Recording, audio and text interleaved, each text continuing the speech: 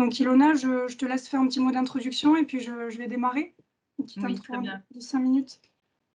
Merci beaucoup Chloé. Donc moi je suis Ilona Pure, je suis la directrice d'Envirobat Occitanie et je suis absolument ravie de tous vous retrouver aujourd'hui pour cette commission QDO. Je tiens d'abord à remercier les membres des équipes projets qui sont avec nous et les membres de commission. Voilà pour tout le travail qu'ils vont devoir déployer aujourd'hui. C'est une commission qui va donc se dérouler en 2 temps avec la présentation d'un premier projet ce matin et puis un deuxième projet qui vous sera présenté en début d'après-midi. C'est vrai qu'on est un petit peu déçus parce qu'on aurait dû faire cette commission en présentiel à Nîmes. Nous étions accueillis par la ville de Nîmes et on aurait été ravis aussi de partager ce temps avec vous et puis de profiter aussi des espaces interstitiels pour pouvoir échanger plus largement sur les sujets qui nous préoccupent. Et puis le Covid en a décidé autrement. Donc nous voilà une nouvelle fois en visio pour cette commission, mais ce qui nous permet aussi d'accueillir des personnes qui n'auraient pas pu forcément faire le déplacement jusqu'à Nîmes. Donc aujourd'hui, simplement pour terminer, ce que je trouve très intéressant, c'est qu'on est vraiment sur une commission qui répond aux objectifs et à la stratégie que s'est fixée Envirobat Occitanie sur les 5 prochaines années, c'est-à-dire de travailler principalement aux enjeux et aux outils qui vont nous permettre d'accompagner les acteurs dans l'objectif de refaire la ville, sur la ville, en travaillant en priorité sur l'existant, que ce soit à l'échelle des bâtiments et des quartiers. Et là, typiquement, sur les 2 projets qui nous sont présentés, d'une part par Nîmes Métropole et puis par la ville de Nîmes, on se trouve dans ce cadre-là.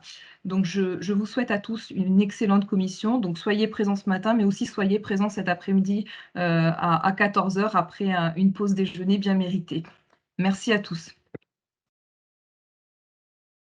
Donc ce que je vais faire, c'est que je vais vous présenter en fait très rapidement la démarche QDO et puis les règles de fonctionnement. Et puis je laisserai la parole au président de séance. Donc la démarche QDO, c'est une démarche d'évaluation et d'accompagnement des projets. Pour cela, en fait, nous mettons à disposition un référentiel qui s'adapte au projet et qui a été co-construit avec les professionnels qui participent à son évolution. Pour assurer le suivi de cet outil, un accompagnateur reconnu par l'association anime le référentiel au sein de l'équipe projet. Ensuite, en fonction de l'avancement du projet, le projet passe en commission d'évaluation, donc qui est un moment d'échange qui fait bénéficier à l'équipe projet des retours d'expérience des professionnels. Et puis une fois évaluée, l'opération sera valorisée et les retours d'expérience seront diffusés de manière large pour en faire bénéficier à l'ensemble des professionnels de la région. Donc aujourd'hui, cette commission d'évaluation doit remplir 3 objectifs. Le premier, c'est l'évaluation du projet en demandant la validation du niveau A1. Donc pour l'évaluation du projet, en fait, il y a des points et des prérequis. Donc pour obtenir que ce soit le bronze, l'argent ou l'or, il faut valider un certain nombre de points dans le référentiel et valider les prérequis associés au niveau visé. Le niveau peut évoluer à chaque commission et c'est à la dernière commission en phase d'usage que l'on validera la médaille définitive. Donc c'est au travers du référentiel que les points peuvent être validés. Il y a pour ça plus de 300 critères répartis dans 8 thématiques que l'on voit s'afficher. L'objectif numéro 2 de la commission est que les professionnels participent à l'évaluation. Donc pour cela, ils vont attribuer des points bonus sur une échelle de 15 points. Donc des points peuvent être attribués, peuvent être demandés par l'équipe projet et attribués par les membres de commission pour tout ce qui est innovation en lien avec la frugalité mise en place dans le projet. Donc ce sont en fait des solutions intéressantes, non présentes dans le référentiel, ou alors qui sont peu réalisées aujourd'hui. Et ensuite, donc des points seront attribués pour valoriser la cohérence durable du projet. Donc plus le projet est cohérent dans son ensemble, et plus il aura de points. Et le dernier objectif aujourd'hui, le troisième, c'est de proposer des pistes d'amélioration aux équipes projet. Donc vous tous présents aujourd'hui, vous pourrez apporter vos retours d'expérience et votre expertise grâce au temps d'échange qui y sont dédiés. Et le but final est que les projets puissent progresser et que les professionnels gagnent en compétences. Donc l'esprit de la démarche, c'est avant tout la bienveillance. On est là pour vous accompagner, pour faire progresser les projets et les faire monter en compétences. faire monter en compétence les acteurs. Et on n'est pas là pour juger ce qui pourrait être présenté. Donc nous tenons à ce que cette commission reste dans cet état d'esprit constructif et d'intérêt partagé. Donc, par rapport au déroulé de cette matinée et du projet cet après-midi, donc cette évaluation va se dérouler de la façon suivante. Le président de séance va se présenter ainsi que l'ensemble des membres de commission. Puis ensuite, le président de séance accueillera l'équipe projet. Et donc, pendant 40 minutes, l'équipe projet va présenter son projet sans interruption. Et puis ensuite, pendant 40 minutes, le public et les membres de commission pourront s'exprimer aussi. Et enfin, les membres de commission attribueront les points bonus qui détermineront en fait le niveau de médaille, le niveau de reconnaissance pour cette phase. Donc, pour rappel, quelques rappels d'utilisation de Teams. Pour activer et désactiver votre micro, il suffit de cliquer sur le bouton micro, et de même pour la caméra, c'est les boutons qui s'affichent là. L'équipe projet et les membres de commission auront la caméra activée tout au long de l'évaluation. Et le public, par contre, on vous invite à couper vos micros et caméras pour l'instant, pour la bonne tenue de l'évaluation. Pour visualiser la liste des participants, il vous suffit de cliquer sur le bouton « Afficher les participants » que l'on voit là.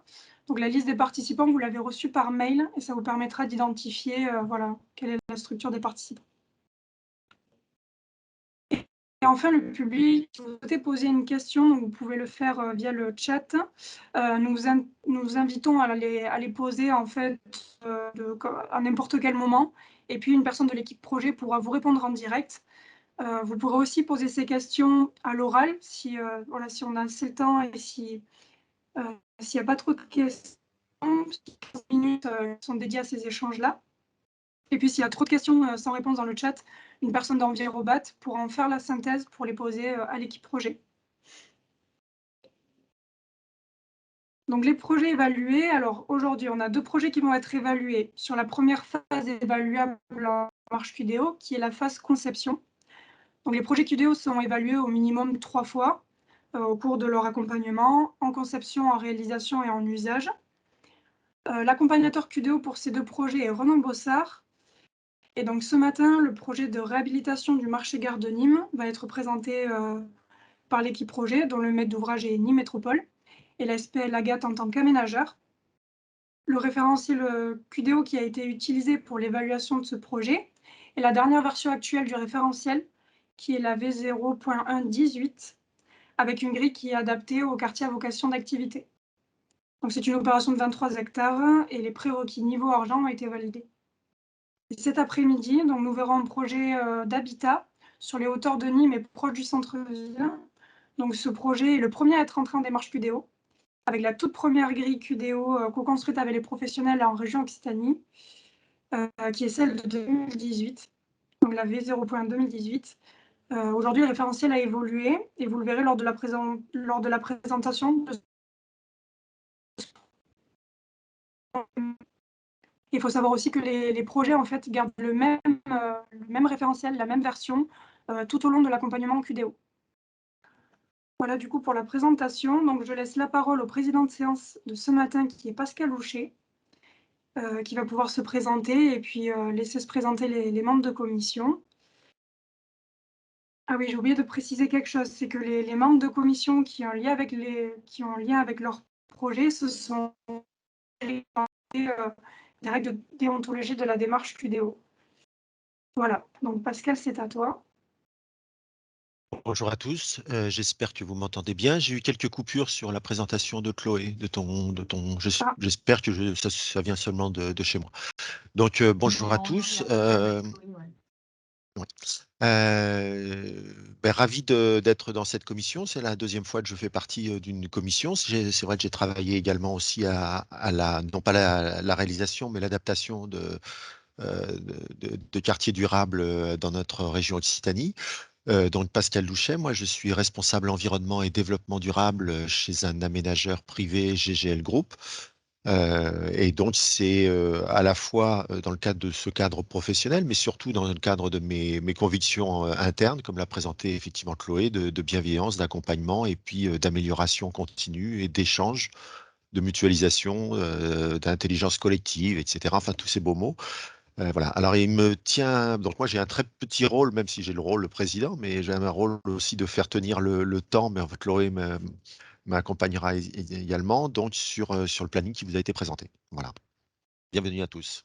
Je laisse la parole aux autres membres du comité. Allez, j'y vais. Bonjour à tous, Frédéric Titsonis. Donc, moi aussi, c'est ma deuxième commission QDO. Et donc, je suis... Voilà, ouais. Et donc, je suis consultant AMU, assistance à maîtrise d'usage. Et effectivement, sur la cohérence des quartiers, c'est toujours important d'arriver à voir quels sont les usages et présents et futurs qui seront sur un quartier. Donc voilà, il y aura des questions, je pense, intéressantes par rapport à ce projet. Et je passe la parole à Brigitte. Bonjour, merci Frédéric. Donc Brigitte Lafourcade. Moi, je suis urbaniste qualifiée, je suis associée entrepreneur au sein de la CAE Créalide et également cofondatrice de la CICAP-FAB, avec une approche d'accompagnement et de développement de projets d'habitat participatif.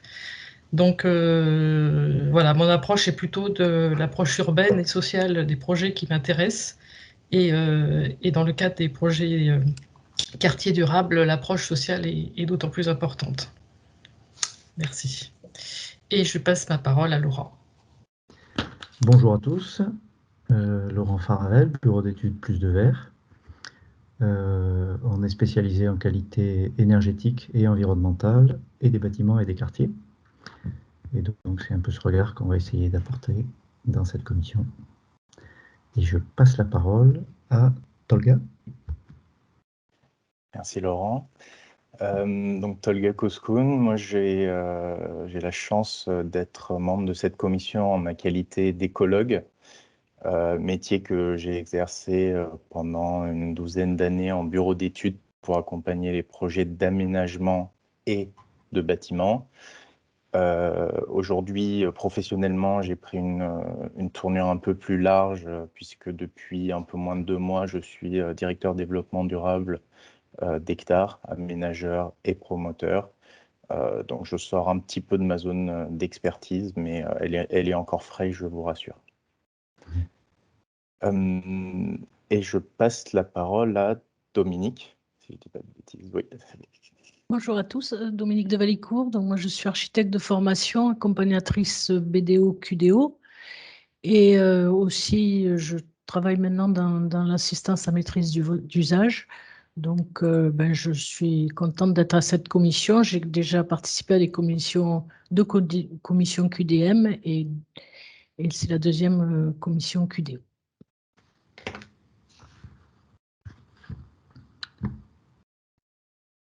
Est-ce qu'on a fait le tour de la commission?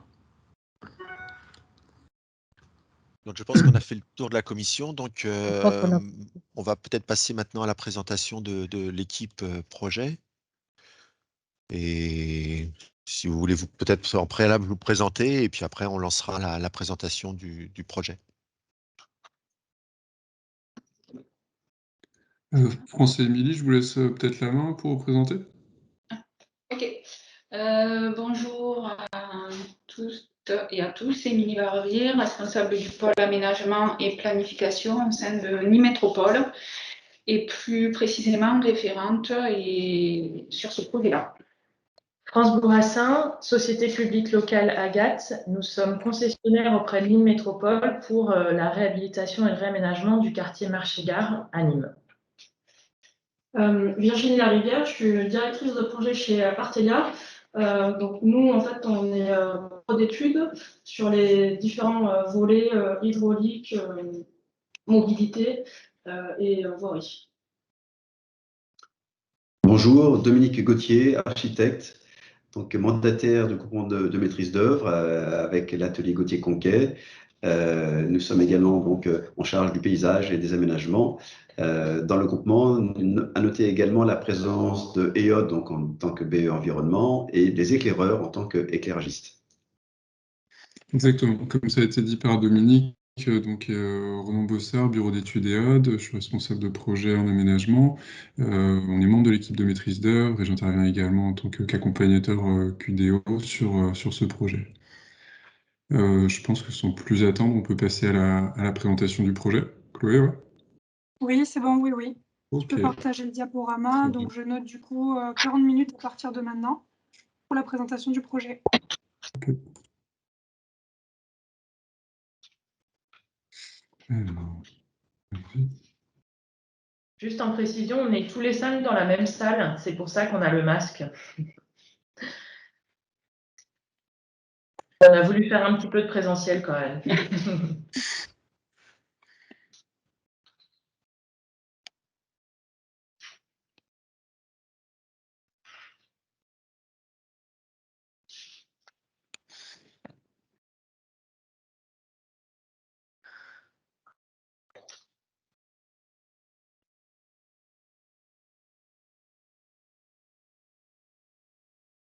Du coup, à 11h57 exactement, on passera aux questions des membres de commission. bien. Le support est en train de s'ouvrir, c'est un petit peu long. Ouais. Le fichier est trop lourd, non, le fichier est trop lourd. Ouais. Ouais. Faudra peut-être mettre le PDF. C'est le PDF que tu ouvres, Ronan? Je vais ouvrir le PDF parce que ce format est pas pratique. Oui. Il est fait très bien.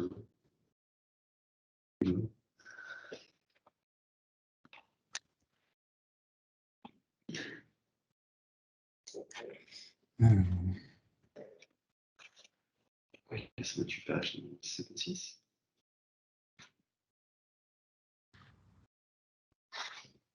Voilà une équipe qui ménage le suspense sur son projet. Ou qui censure les participants parce que on est toujours à 11h57 pour la fin. Non, on n'est pas à ce point difficile. Mais c'est vrai que, juste pour vous informer, que l'ensemble des membres de la commission a eu effectivement une transmission du PowerPoint initial. Et c'est vrai qu'on était impressionné par les 128 pages. Hein, donc voilà, donc je dis pas qu'il faut aller plus vite, mais c'est vrai que 128 pages, si on divise par le temps, ça va être un petit peu difficile. Il y a une Allez, c'est présentation parti. qui est... Ok. Ah oui. Allez, parfait. Les membres de l'équipe projet se sont présentés. Donc, il y a Émilie Barbier qui est présente aujourd'hui, représentant de Nîmes Métropole, France Bourrassin qui représentera la société publique locale Agathe, qui est aménageur de la ZAC Nîmes Marché-Gare. Et dans l'équipe de maîtrise d'œuvre sont présents aujourd'hui Dominique Gauthier, architecte urbaniste, Virginie Rivière qui représente le bureau d'études Artelia, qui intervient en tant que BET VRD sur l'équipe, et moi-même du bureau d'études EOD sur le volet environnement. Émilie, France, je vous laisse la parole. Ok. Vas-y. Ok. Juste alors rappeler peut-être un propos introductif très rapide, le contexte métropolitain dans lequel se situe le projet Marché-Gare et sa genèse. Donc sur le projet Marché-Gare, cela fait état à une réflexion que Nîmes Métropole a conduite dans le cadre de son projet de territoire Nîmes Métropole 2030.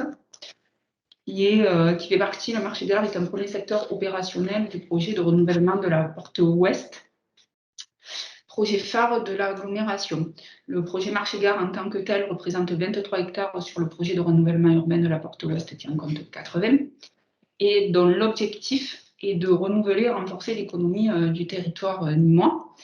Puisque le site est situé, de requalifier l'entrée ouest de la ville, le projet étant situé près de la RN 113, l'ex-RN 113 reliant Montpellier, tout en, par ailleurs, qui sera développé par les membres de l'équipe projet, la valorisation du patrimoine industriel, puisqu'on est sur un site qui a une forte vocation et une histoire fortement prégnante sur le territoire nîmois, afin de transformer cet ancien marché d'intérêt national en quartier durable. Le site, à proprement parler, du marché-gare de 23 hectares est situé à 10-15 minutes du centre-ville de la ville de Nîmes, principale ville de l'agglomération. Il compte 150 000 habitants sur les 39 communes de l'agglomération qui en comptent 260 000. Bien évidemment, on est en porte d'entrée de la grande région Occitanie, récemment créée, et à l'interface aussi de la région sud. Donc, pour revenir sur le projet marché-gare, qui est le premier secteur opérationnel, donc du projet de la porte ouest, je vais resituer le projet de la porte ouest dans ce contexte-là pour faire un zoom particulier où le marché-gare s'inscrit. Donc, déjà, ce secteur fait à peu près 80 hectares au global. Il est identifié dans l'ensemble des documents de planification supraterritoriaux que sont le SCOT Sud-Gare, mais aussi le PLU de la ville de Nîmes à travers ses différentes composantes, notamment le plan d'aménagement et de développement durable et les orientations d'aménagement et de programmation qui le composent. Et ce secteur, comme vous le voyez sur la carte qui est précisée, il est en pleine mutation. Donc, au demeurant, on a une mutation par rapport au quartier NPNRU, donc la ville bénéficie, en mutation par rapport au pôle de santé, et dont on va faire le projet s'articule autour de cette colonne vertébrale qui est le prolongement de la ligne de TCSP que vous voyez pour déboucher sur le PEM de Saint-Césaire repositionné. Donc, la programmation se veut mixte à travers 50% dédiés à l'économie, 20% de l'habitat, avec un potentiel de 3000 habitants à terme. Donc, je vais laisser la parole à France. Alors, si on fait un zoom sur le marché-gare pour lequel la SPL est aménageur, donc en précision, le marché-gare, c'est donc la plus ancienne zone d'activité économique de la ville de Nîmes, qui a été créée à la fin des années 50, 2 ans de construction avec une mise en service en 1959. Le projet a été conçu par les architectes Marc Schoss et Aniel, et on en reparlera tout à l'heure, mais ça a donné naissance à des bâtiments patrimoniaux extrêmement intéressants. En 1961, le marché-gare est classé en marché d'intérêt national, donc ce qui prouve son utilité en termes de sécurisation de l'approvisionnement agroalimentaire sur la région nîmoise. Mais au fur et à mesure des années, le secteur décline, notamment jusqu'au déclassement du marché-gare qui souffre d'une concurrence des marchés d'intérêt nationaux, notamment de Tarascon et d'Avignon. Voilà, je pense qu'on va passer à la slide d'après. Donc aujourd'hui, le site, donc c'est un marché d'intérêt national qui a été déclassé.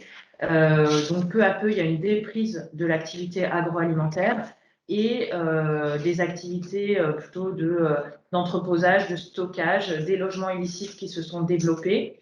Donc ça, c'est un point important à retenir, c'est qu'on n'est plus sur une zone d'activité agro spécifique. Et puis aussi des grands espaces libres, minéraux, qui ne demandent qu'une chose, c'est à être rénové, densifié, un secteur voilà, très minéral qui demande à être désimperméabilisé. Donc c'est un peu un des objectifs du projet. Juste un dernier point de précision, le secteur n'a pas été construit aujourd'hui dans son intégralité, car au PLU de la ville de Nîmes, on a une servitude d'attente de projet qui court jusqu'en 2022. C'est ce qui nous permet aujourd'hui de réaliser ce projet. Je vais passer la main à Iod si on veut tenir les temps. Oui, entendu.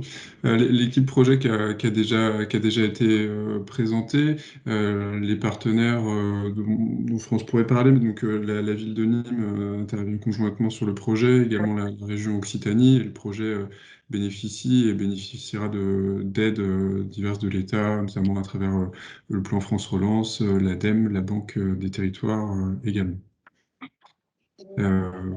Sur l'aspect...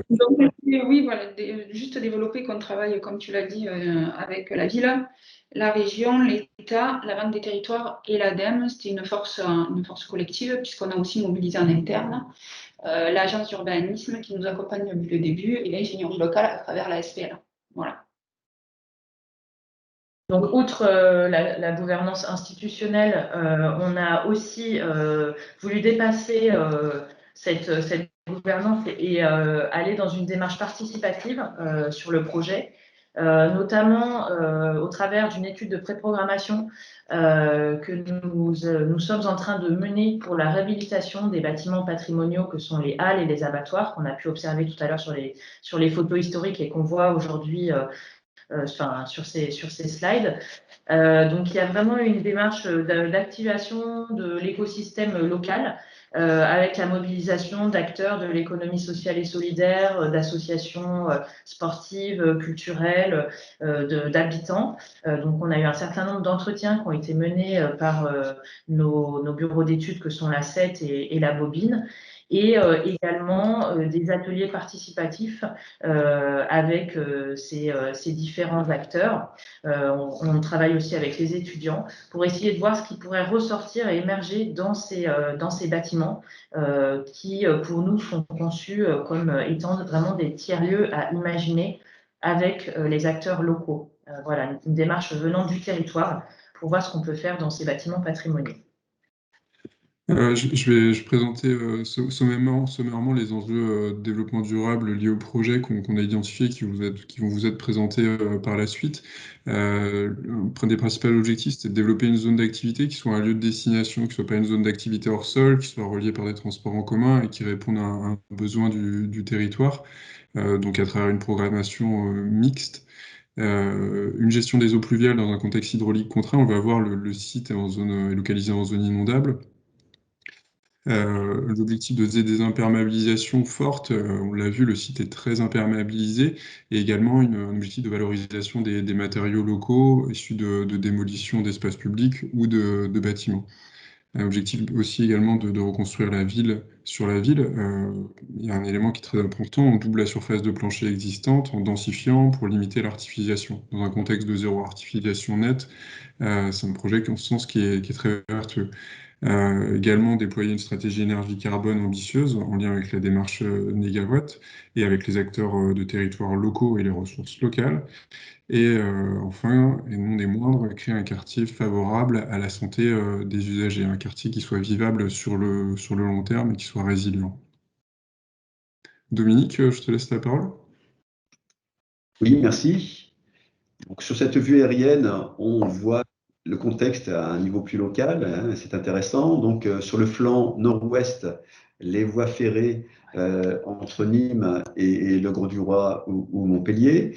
Sur le flanc sud-est, donc la RN 113, qui est une infra importante de desserte de cette partie sud de l'agglomération. Et puis, vous apercevez tout en bas à gauche de l'image, donc l'autoroute A9 qui surplombe partiellement le site. Et vous voyez qu'également le site est ceint sur son flanc nord par un grand bassin de rétention qui fait un peu partie quand même du projet, même s'il n'est pas dans le périmètre d'intervention proprement dit, mais il est complètement associé aux études hydrauliques du projet, on y reviendra. Et puis un site privé qui est le Mas de Vigier, un très beau site arboré, planté, et dont on a envie évidemment de s'inspirer pour aménager et paysager le site du marché-gare, et vous allez le voir. Donc sur ce plan, vous avez repéré en rouge les bâtiments patrimoniaux intéressants qui ont été identifiés, qui sont conservés, qui vont être valorisés. Le bâtiment des expéditions, vous voyez sur la vignette en haut à gauche, un premier bâtiment très intéressant, tout en longueur, capable de recevoir sans doute différentes activités, on va y revenir là aussi. Les abattoirs qui ont été préservés, déconstruits en partie pour mettre en valeur vraiment une grande structure béton très intéressante. Le château d'eau, un repère visuel dans le site. Et puis enfin, là, au bestiaux, un bâtiment avec des coques en béton d'une très grande finesse et d'un grand intérêt architectural, qui est aussi un bâtiment vraiment capable d'accueillir différentes activités. Et on y travaille en ce moment, évidemment. Et enfin, le bassin de Vigier dont je viens de parler. Sur cette image, rapidement, vous voyez qu'on est sur un site, on l'a dit, extrêmement minéral, extrêmement pauvre de ce point de vue-là.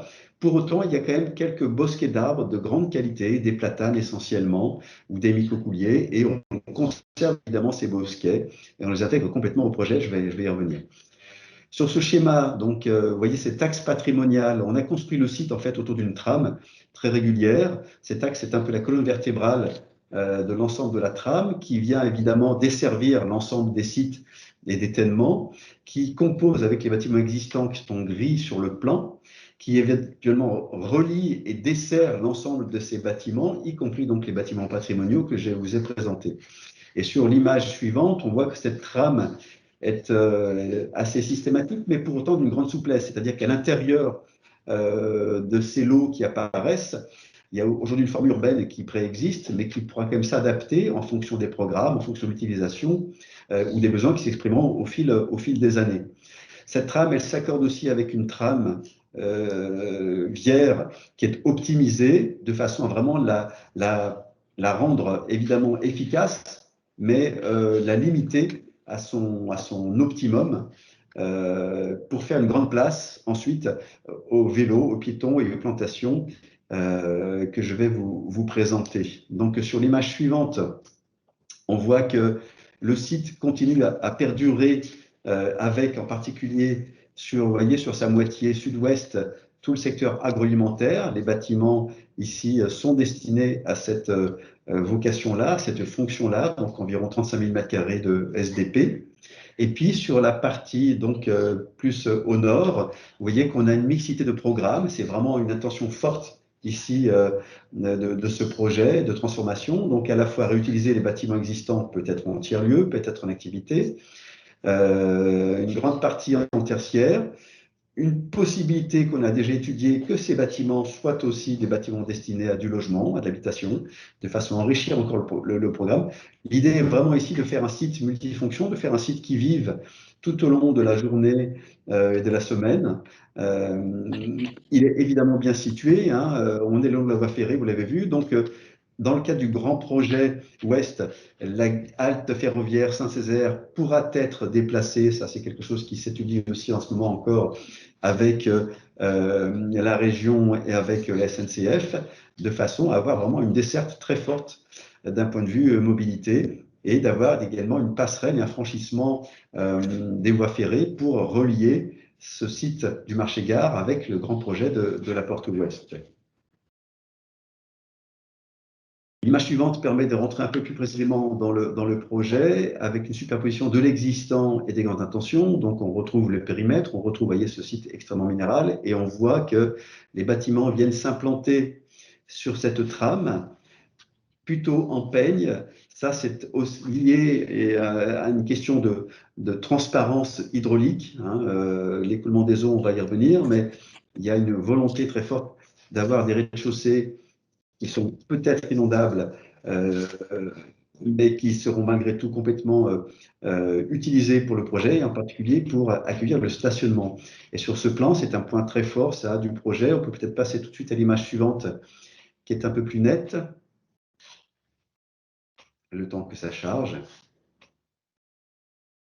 Donc, on va voir sur l'image qui arrive, qui est la même en plus grand, qu'il y a une grande place à la végétation, on l'a dit, avec des bâtiments qui sont éloignés les uns des autres de façon à faire entrer la lumière et le soleil partout. Vous avez noté que le nord est dans l'angle en haut à droite du plan. Donc, on a plutôt une bonne exposition solaire pour l'ensemble de ces bâtiments. Donc, vous voyez qu'on retrouve sur ce plan la zone agroalimentaire. Les bâtiments ont vocation à accueillir à terme peut-être des panneaux photovoltaïques ou des panneaux solaires, ce qui peut être une source d'énergie intéressante. On a également sur ce site la station d'eau potable de BRL qui est intéressante sur le site, qui a vocation elle aussi à se développer, à peut-être elle aussi accueillir des énergies renouvelables, peut-être avec ses eaux de rejet et d'exor arroser et alimenter le site pour les espaces verts, ce qui serait un apport précieux. Et puis, vous voyez donc les différents éléments que l'on trouve. Le mail central, le mail patrimonial, on l'appelle comme ça, très végétalisé, qui est vraiment un mail pour les piétons et pour les cycles, qui borde le quai d'expédition. Le pôle modal dont on aperçoit ici les premiers éléments avec un parc relais dont la vocation est d'être mutualisé sur le site de façon à servir évidemment pour les gens qui viennent prendre les transports en commun, mais qui peuvent servir aussi en soirée ou le week-end par exemple pour venir ici dans le cadre d'usage des tiers-lieux ou d'espaces de loisirs. une grande esplanade événementielle d'environ 5000 m² qui pourra accueillir donc différents événements.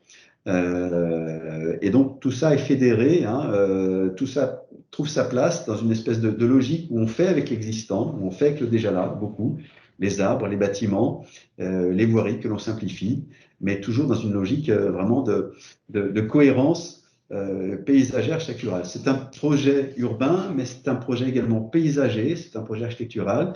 La question de l'éclairage également est prise en compte, puisqu'on a fait un plan directeur lumière économe. La question du design également est là, avec de la signalétique et avec ces bâtiments particuliers qui vont avoir toute leur identité, qui vont donner un petit peu l'âme de ce projet. L'idée est vraiment ici de préserver quand même l'identité du marché-gare qu'on vous a présenté tout à l'heure, pour que son histoire, sa mémoire reste un peu à travers le temps. Si on peut passer à l'image suivante. Ouais, ça y est. Ouais. Oui, merci. Donc, vous voyez sur cette image les espaces apaisés, les espaces piétons, hein, donc en orange.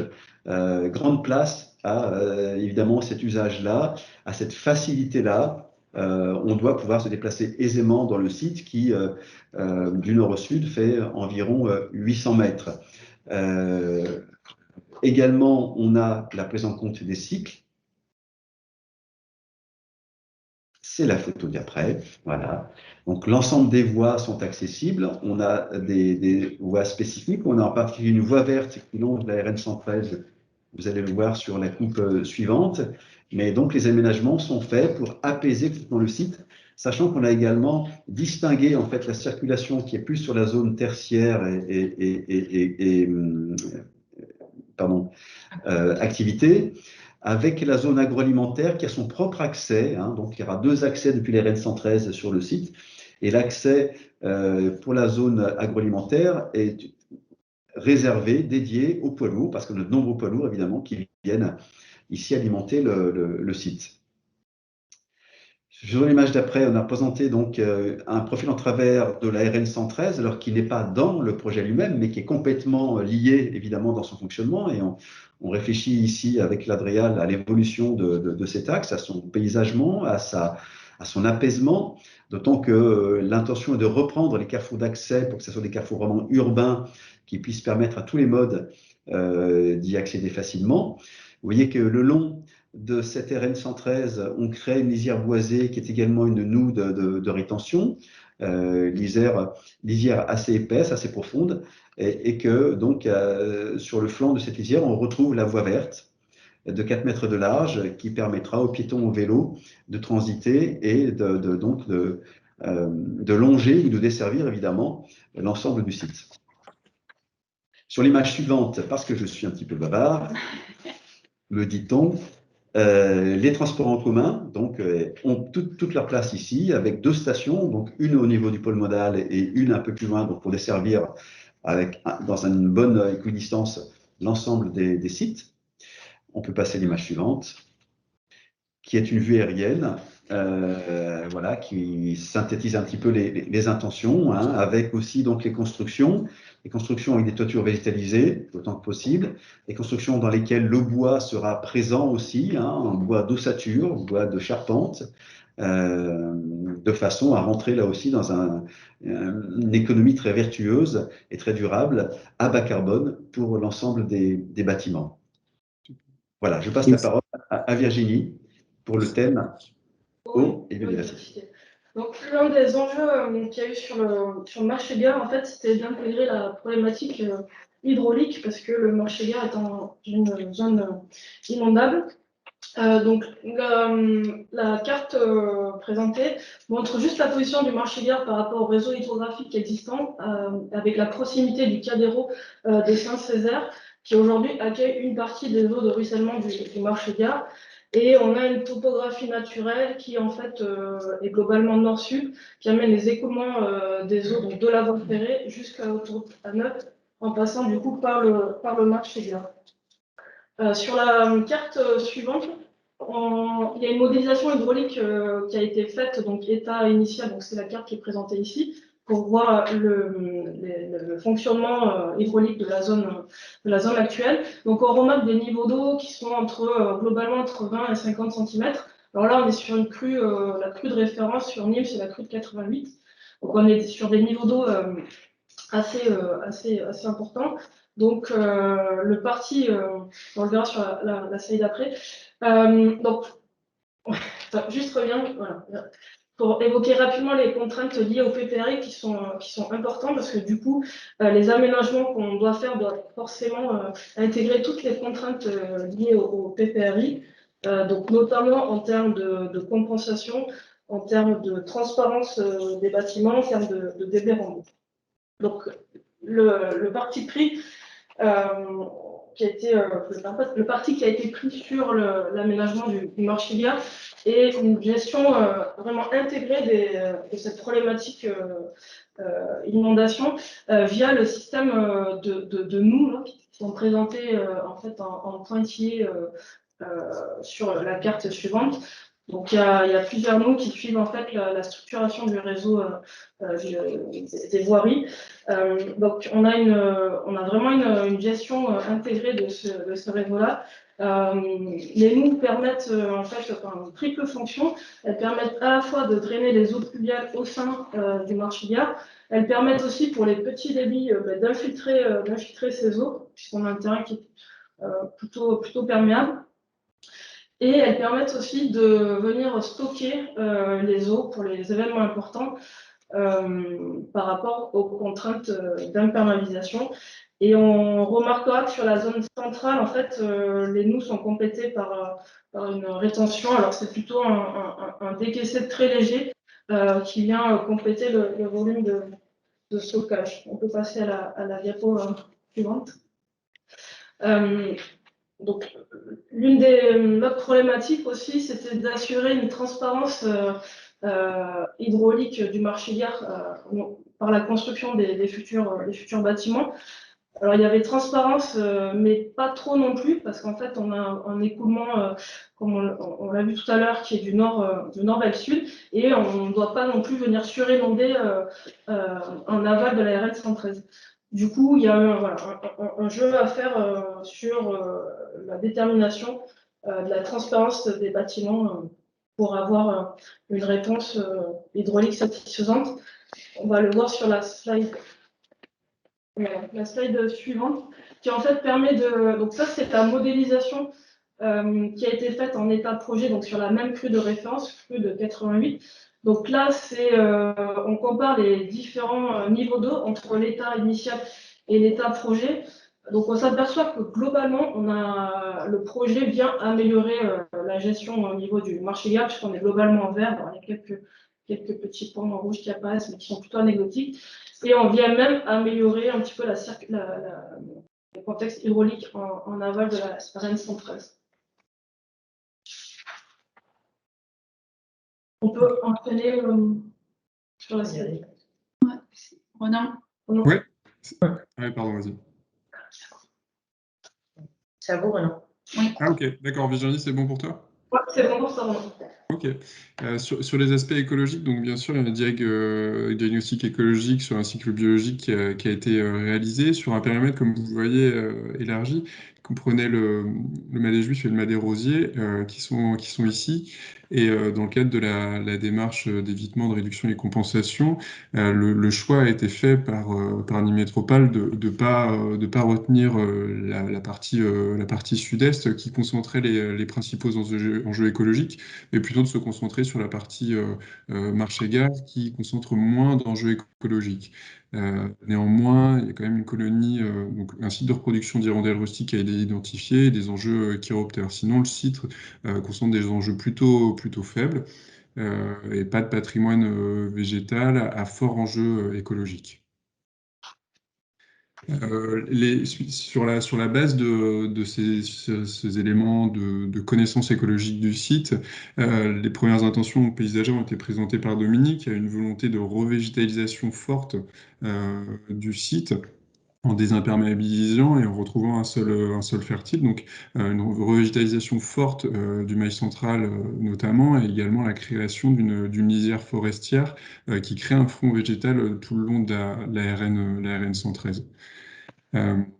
Donc, globalement, le projet donc, améliore en termes de végétalisation. On a 14% de végétalisation aujourd'hui sur le site. On passerait à 38% de végétalisation.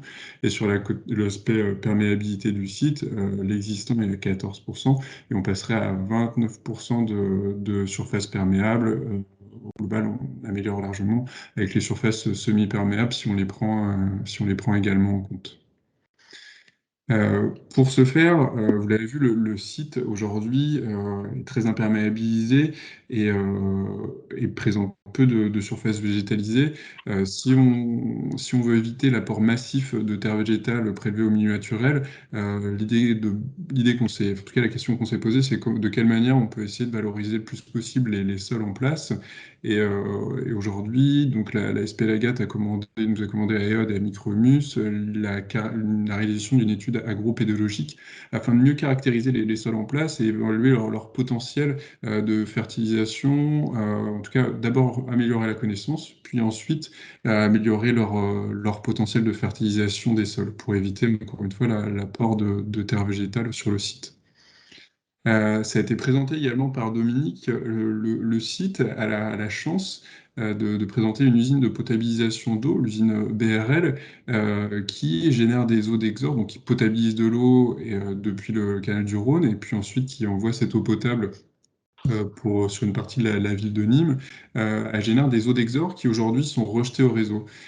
Aujourd'hui, il y a une idée, il y a l'étude qui est faite de valoriser ces eaux d'exor au sein d'un réseau d'arrosage. Parce qu'on sait que les arbres évapotranspirent seulement s'ils ont de l'eau, et leur potentiel maximum d'évapotranspiration fonctionne s'il y a de l'eau. Là, aujourd'hui, cette eau part au réseau, et l'idée, ça serait de pouvoir peut-être la valoriser au sein d'un réseau d'arrosage pour améliorer le confort bioclimatique des espèces extérieures.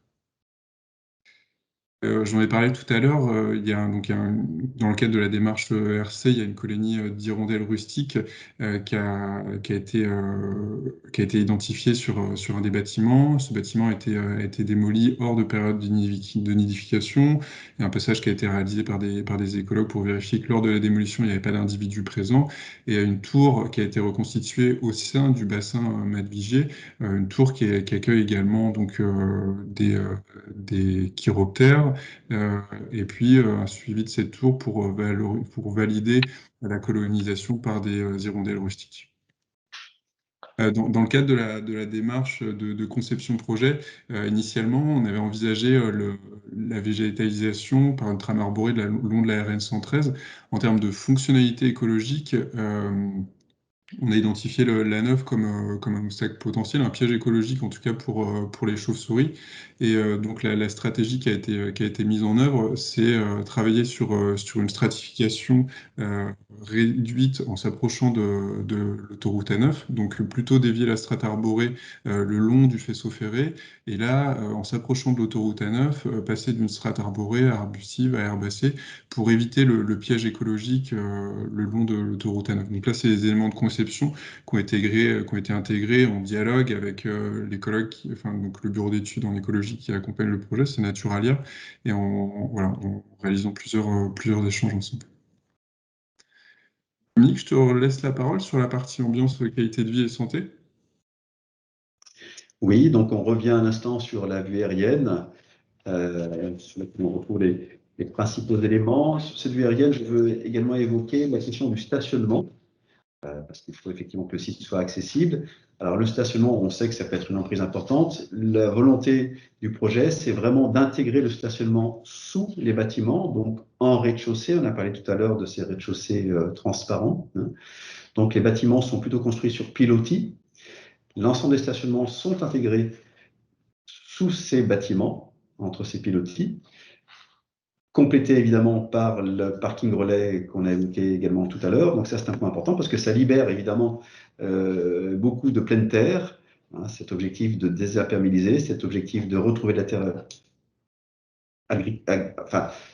de culture pour les plantations, mais également de retrouver au pied des bâtiments des zones d'usage, des zones de confort pour les gens qui viendront ici travailler, vivre, etc.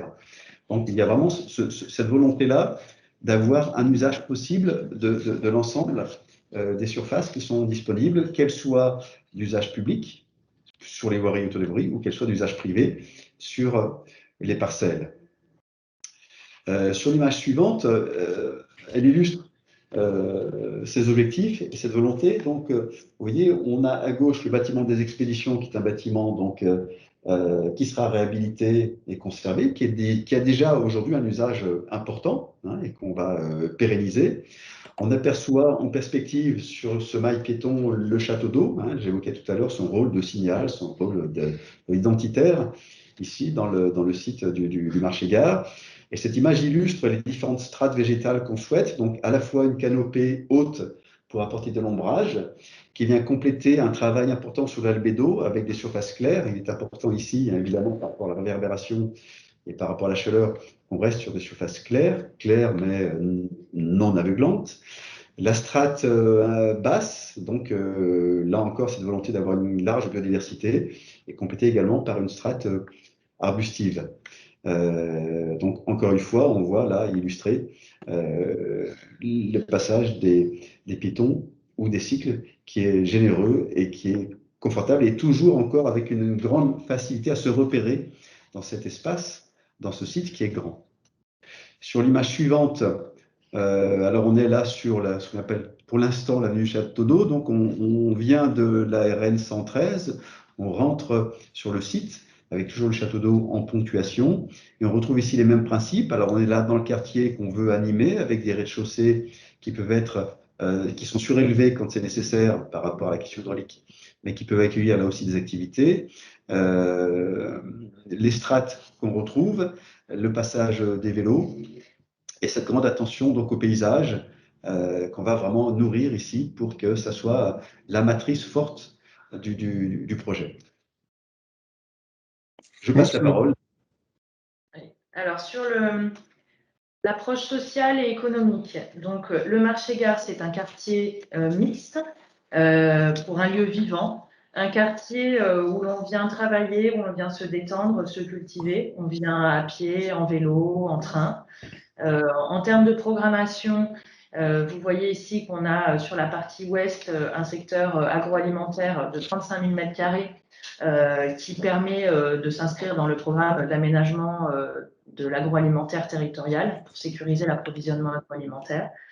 On a aussi 68 000 m² en verre de bâtiments tertiaires et de pépinières d'entreprises qui accueillent des acteurs de l'économie culturelle et créative, des artisans. On prévoit aussi une évolutivité des lieux si la crise sanitaire ou une autre arrivait pour se dire qu'on peut aussi anticiper la mutabilité du quartier vers des îlots évolutifs vers du logement. Et aussi, le marché-gare, c'est des tiers-lieux, des lieux d'accueil du public, de rencontre entre ces différents mondes que sont les tiers-lieux. Donc, ce sont les bâtiments qui apparaissent en orange sur le plan. Donc, on a environ 8 000 m² de tiers-lieux qui accueillent des espaces de coworking, des espaces d'accueil d'associations, toujours tournés vers le quartier, mais aussi pour ouvrir le quartier vers l'extérieur et le faire vivre à chaque jour de la semaine, de l'année, dans une logique de chrono-aménagement, faire vivre le quartier le jour, la nuit, avec aussi un travail sur la lumière, la conception de la lumière qui est importante. On a un petit peu de commerce, mais très peu, avec des petites surfaces commerciales. Donc ça a été vraiment travaillé de concert avec la ville de Nîmes dans le PLU pour avoir des espaces commerciaux de petite taille. On n'est pas sur des grandes surfaces commerciales et sur des nouveaux quartiers commerciaux. Ensuite, peut-être juste pour prolonger ce que je disais, la slide d'après, outre les bâtiments, on a donc des espaces publics qui viennent prolonger la programmation avec un grand mail patrimonial qu'évoquait Dominique tout à l'heure pour vraiment relier les différents pans du quartier au regard des bâtiments patrimoniaux et avoir aussi une esplanade événementielle de 5 000 m² qui est en prolongement des halles, qui permet aussi d'avoir des accueils de public en extérieur. On sait qu'aujourd'hui, c'est quelque chose qui peut être important si on veut maintenir des manifestations, notamment en période un peu plus tendue au niveau sanitaire. Et aussi, ce qu'on voit apparaître sur le plan, mais peut-être sur d'autres slides aussi, c'est vraiment la logique de désimperméabilisation du site. On est aujourd'hui sur un site complètement imperméable et on va ouvrir à la nature 12 hectares 5 de projet sur les 23 hectares. Donc, c'est plus de la moitié du site qui est désimperméabilisé. Donc, ça, c'est vraiment quelque chose de très fort dans le projet et qu'on voit un petit peu apparaître sur cette slide. Si on doit dire quelques mots de la stratégie de transition énergétique, donc on en est au stade de la rédaction des CPUPE, donc du volet environnemental, notamment des CPUPE. On a choisi une formulation par cible ferme et cible souple, où il y a 50% des cibles souples qui seraient à respecter par les futurs preneurs de l'eau. Vous le savez, on est en contexte un peu de renouvellement de la réglementation à partir de janvier 2022. Donc, ce qu'on va dire demain, a priori, donc, on se basera plutôt sur un respect de la réglementation énergétique et qui sera adjoint d'obligations de moyens. Donc, on demandera aux preneurs de l'eau une ACV exhaustive, une analyse poussée des trois principaux lots et une recherche d'optimisation sur ces trois lots. Et ça marche si à notre sens, s'il y a un vrai suivi des équipes preneurs de l'eau sur ces enjeux. Sur l'aspect matériaux, de la même façon, on demandera l'atteinte du niveau 1 du label biosourcé pour développer en tout cas la construction biosourcée, donc en partant au moins de cette cible-là. Donc ça, ce sont les cibles fermes. Et sur le volet économie circulaire, on aura au moins le recours à un produit de récupération ou issu du recyclage pour au moins des lots. Ce qui concerne les autres cibles fermes, énergie carbone, en termes de filière locale et gestion durable, on n'a pas encore contractualisé les éléments, mais il y a le vrai souhait de recourir à des matériaux locaux. Donc on l'a mentionné de cette manière, moins de 200 km dans 2 postes différents, et utiliser des bois d'origine européenne et 30% d'origine locale en s'appuyant sur les labels, peut-être Bois de France s'il voit le jour prochainement. Et sur les énergies renouvelables de récupération, donc les cibles fermes qui sont demandées, c'est un apport de 50% des besoins thermiques en chauffage, climatisation et ECS, et 25% des consommations électriques. En termes d'apport d'énergie renouvelable, un des gros enjeux, des enjeux importants, ce serait peut-être de faire venir le réseau de chaleur qui existe aujourd'hui en rouge sur le quartier Le Gour-Pisevin notamment. Il est prévu, il est étudié en tout cas la prolongation de ce réseau sur l'ensemble de la porte ouest et peut-être demain sa prolongation sur le marché gare. En tout cas, c'est une des études qui est en cours et il y a la volonté peut-être demain de desservir le marché gare par un réseau qui soit peu carboné, en tout cas qui va vers une décarbonation et qui soit vertueux en termes d'énergie renouvelable. Virginie, je te laisse la parole sur l'aspect matériaux. Ouais. Très rapidement sur la stratégie adoptée sur le matériau de terrassement. Donc on est parti globalement sur des revêtements assez simples. On a favorisé tout ce qui était matériaux perméables à travers le stabilisé sur des cheminements piétons, esplanades et les pavés drainants sur la partie stationnement.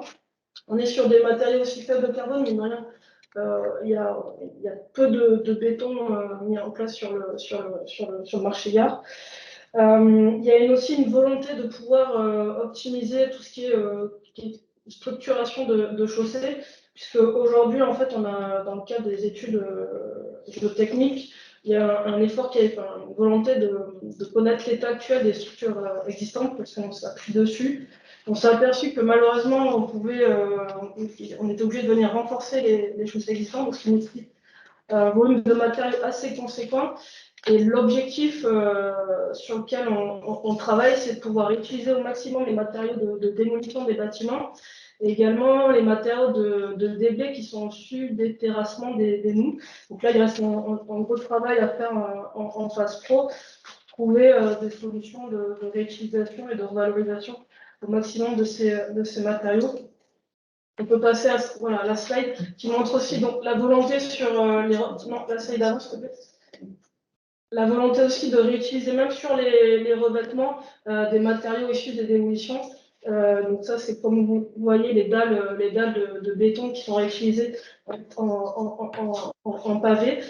Il y a une volonté aussi, alors on est en pleine réflexion sur la mise en place de chaussées urbaines démontables pour éviter à chaque fois de démolir la chaussée dès lors qu'il y a une intervention sur le réseau. Sur le mobilier, je suis partie sur des mobiliers assez simples, avec des éléments plutôt naturels et de réutilisation, notamment par ces banquettes en gabion recyclé. Donc l'objectif vraiment dans la conception, c'est de valoriser un maximum les matériaux de déconstruction, que ce soit les matériaux de démolition des bâtiments, mais aussi les matériaux de terrassement, nécessaires aux travaux de requalification du marché vert. C'est la conclusion? Oui. Bon, alors du coup, pour conclure, le projet de requalification du marché gare vise donc à la fois à densifier, à moderniser un tissu économique qu'on voudrait conçu en synergie entre les différentes activités, mais aussi il projette de libérer un sol perméable, fertile, libre de bâti, qui permet aussi de réduire les aléas inondations sur le secteur. Donc il s'agit ici de reconstruire la ville sur la ville, tout en préservant un cadre de vie agréable pour tous et résilient, un quartier résilient face aux enjeux de demain en termes de transition énergétique et d'évolution sociale et économique. Juste terminer, même s'il nous reste 30 secondes de timing. On a essayé à travers cette présentation de ce projet, à travers ces différentes composantes, illustre finalement opérationnellement l'ambition portée par l'exécutif de Nîmes Métropole de tendre vers la construction d'une écométropole, tout en étant proactif vis-à-vis de l'absence de toute artificialisation nette prévue dans le cadre de la loi climat et résilience. Donc effectivement, désimperméabiliser tout en densifiant, avec un aléa inondation, a été tout un équilibre et ça a été un vrai défi sur lequel nous nous sommes attachés avec l'ensemble de l'équipe à essayer de trouver des solutions. Donc, entre déblai, remblai, les calculs ont été, je vous avoue, assez loquaces et ça a nécessité beaucoup d'énergie. En tout cas, on espère, le fil conducteur qui a toujours guidé cette réflexion, et nous espérons que vous l'avez perçu, est la recherche d'une optimisation permanente du site. Aussi bien dans sa phase de conception, mais aussi dans le futur, dans la phase de gestion de la ZAE. Parce qu'en fait, c'est aussi un pan important de l'avenir de la zone par rapport à sa gestion. Et enfin, vous dire, je ne sais pas si vous l'avez trop perçu, mais nous, en tout cas, c'est notre quotidien. Le marché gare, c'est avant tout aussi une démarche collective qui était inédite jusqu'alors sur le territoire de Nîmes Métropole, qui a fait appel à l'ingénierie locale du territoire, notamment dès les premiers instants avec l'agence d'urbanisme qui a été à nos côtés depuis 3 ans et l'AFPL qui nous a accompagnés. Donc on espère que voilà, ça perdure et depuis avec la nouvelle équipe projet et les nouveaux bureaux d'études qui nous accompagnent pour arriver à terme à réaliser ce que je viens de vous présenter. Merci Émilie, merci France. Je pense maintenant, Chloé, ça va être au tour des membres de commission de prendre la parole. Tout à fait. Donc, merci beaucoup pour cette présentation faite un peu au pas de course, parce que c'est un projet très riche et très, très puissant. Donc, c'est vrai qu'on n'espère pas vous avoir trop stressé avec ces 40 minutes de présentation et l'ensemble des thématiques qui sont abordées et sur lesquelles vous avez des solutions. Donc effectivement, maintenant on va passer à la phase de questions des membres de la commission. Donc si les membres de la commission veulent prendre la parole, sans que moi j'ai quelques demandes également. Je vous laisse jouer d'abord. Vas-y Dominique.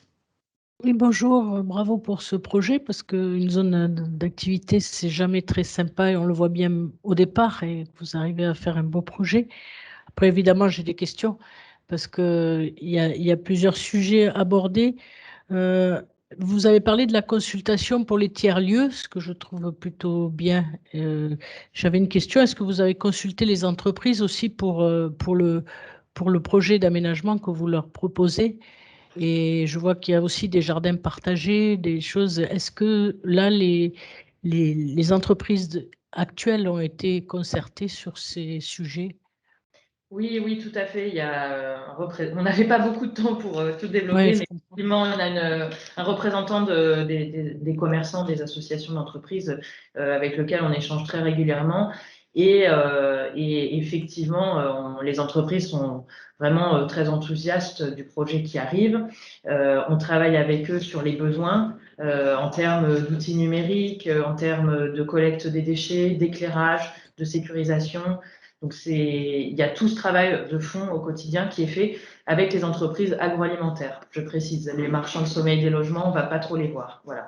Mais par contre, les entreprises agroalimentaires, il y a vraiment ce travail de fond qui est mené avec eux. Ils accueillent avec beaucoup de bienveillance la modernisation du site, évidemment. Ouais, l'objectif était aussi de recueillir leurs besoins par rapport à leur fonctionnalité de leur activité et de permettre de poursuivre leur activité là-dessus parce que le fonctionnement agroalimentaire est particulier avec les rotations la nuit. Il y a beaucoup de chambres frigorifiques, donc des bâtiments très spécifiques sur lesquels il a fallu s'atteler parce qu'on n'était pas expert sur l'agroalimentaire et on commençait à devenir à force, notamment sur les chambres positives, négatives, le conditionnement. Enfin, voilà. D'accord. Merci. Ouais, Frédéric, vas-y. Ton micro. Oui, bonjour à tous. Donc, effectivement, c'était assez pertinent en un minimum de temps de présenter ce projet. Moi, j'avais une question parce qu'en ayant regardé le slide par ailleurs, sur les flux, je me posais la question sur les flux de poids lourds et de véhicules légers, effectivement. Et sur les slides montrés, j'avais vu que les deux rentraient quand même par l'entrée sud. Il y avait quand même une entrée commune. Et dans la présentation tout à l'heure, j'ai entendu que les flux étaient séparés. Donc, je voulais avoir un peu plus d'informations là-dessus, sachant qu'effectivement, si c'est séparé, c'est très bien, parce qu'effectivement, à mon avis, il ne faut pas mélanger. Oui, alors en fait, sur les deux accès, l'entrée principale, les flux PL ne sont pas autorisés. D'accord. Et sur le deuxième accès, les flux PL et autres flux sont autorisés.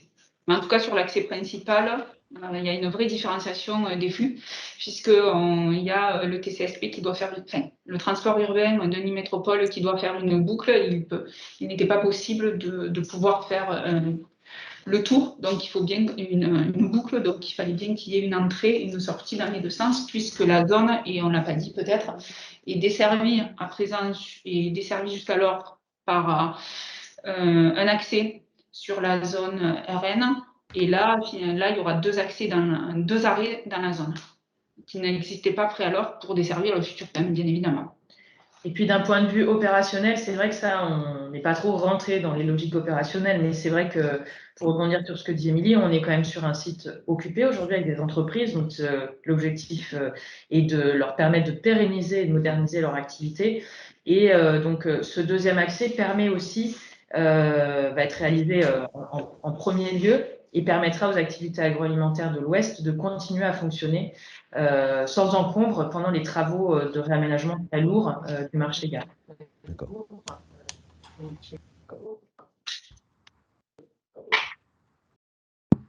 Je me permets de prendre la parole là pour moi-même. Moi, j'avais des questions par rapport à la biodiversité.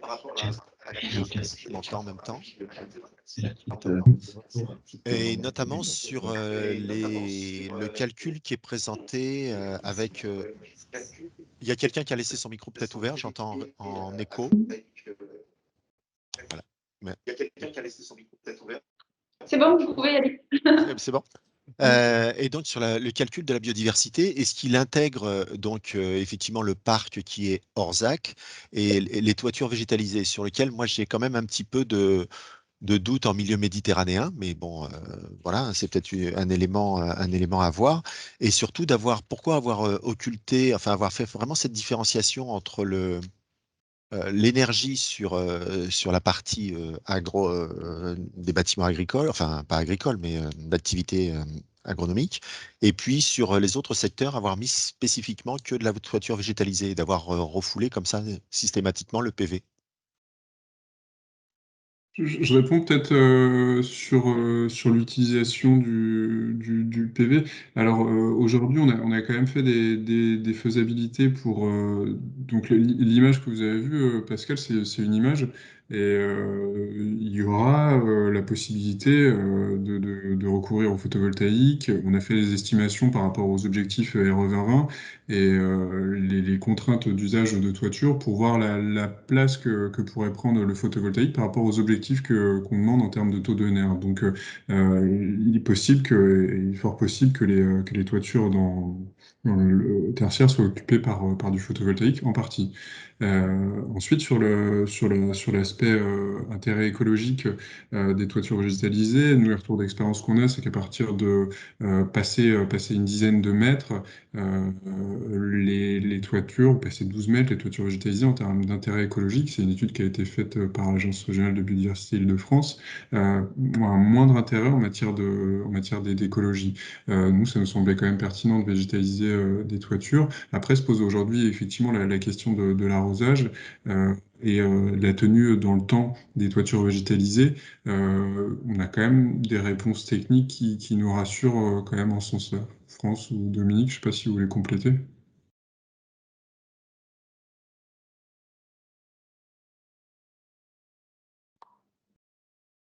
N'entendons pas Dominique. Mais du coup, s'il y a un blanc, moi j'interviendrai bien sur ce sujet-là, parce que j'ai aussi remarqué la même problématique, les TTV exclusives à droite, qui me Oui. semblent clairement incompatibles avec l'objectif de 25% ENR électrique sur cette partie-là des bâtiments. Donc, à mon avis, la réflexion qui était évoquée là, sur une utilisation mixte des toitures, à mon avis, elle va être un peu obligatoire.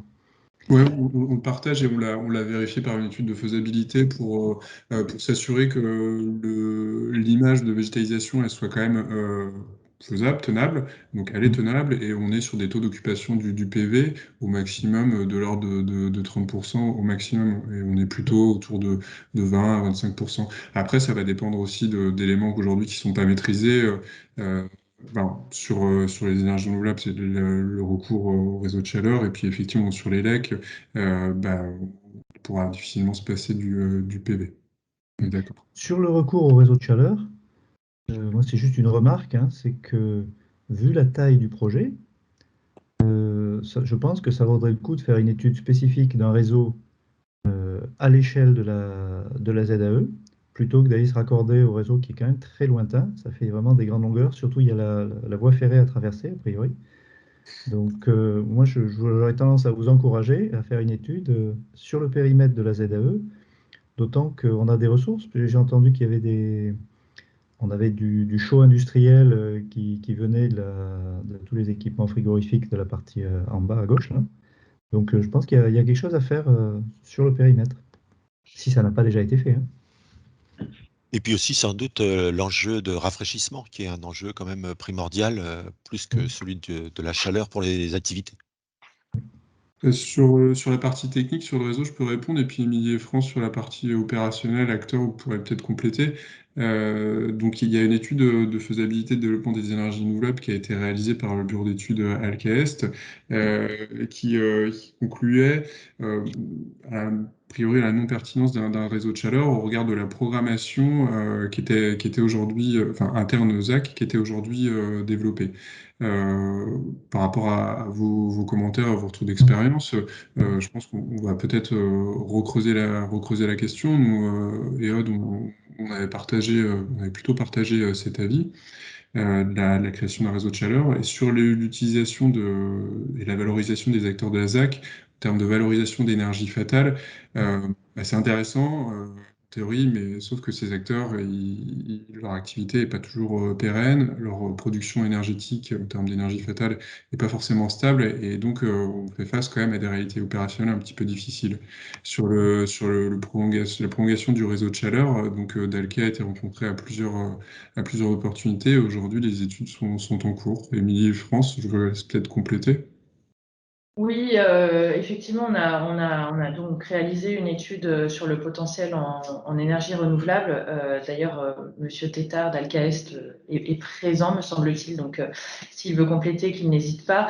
Et sur la question de la récupération de l'énergie fatale, ce qu'il était ressorti, c'est que peut-être qu'il fallait l'envisager à l'échelle aussi des bâtiments, des futurs bâtiments agroalimentaires. Donc, ça sera dans nos fiches de l'eau énergétique. Entre l'échelle du bâtiment en tant que tel, entre la production frigorifique et la chaleur dans les bureaux, la production de chaleur dans les bureaux.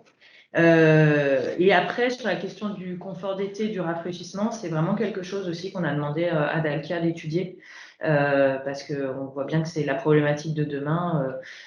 Sur des nouveaux bâtiments qui seront RE 2020, la question du confort d'été sera très très importante. Et donc ça, c'est à l'étude et c'est une bonne chose.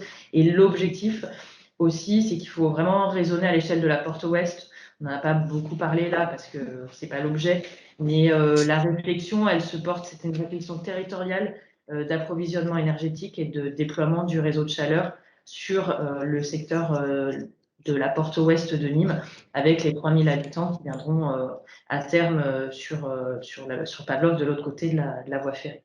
L'étude de faisabilité d'extension du réseau de chaleur est en cours et est menée par la ville de Nîmes avec laquelle nous travaillons actuellement. Donc, nous attendons les résultats normalement d'ici la fin d'année, début d'année prochaine, pour en savoir plus sur cette opportunité-là.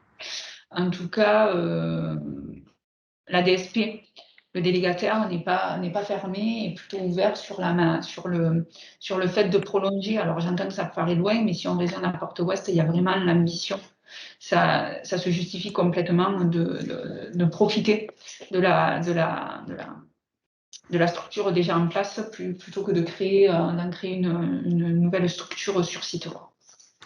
C'est toute la puissance de ce type de maîtrise d'ouvrage. Brigitte, tu voulais intervenir, je pense? Oui, d'abord, je voulais vous remercier pour cette présentation. Et moi, je voulais vous poser une question sur l'évolutivité. Vous avez prévu d'éventuels logements.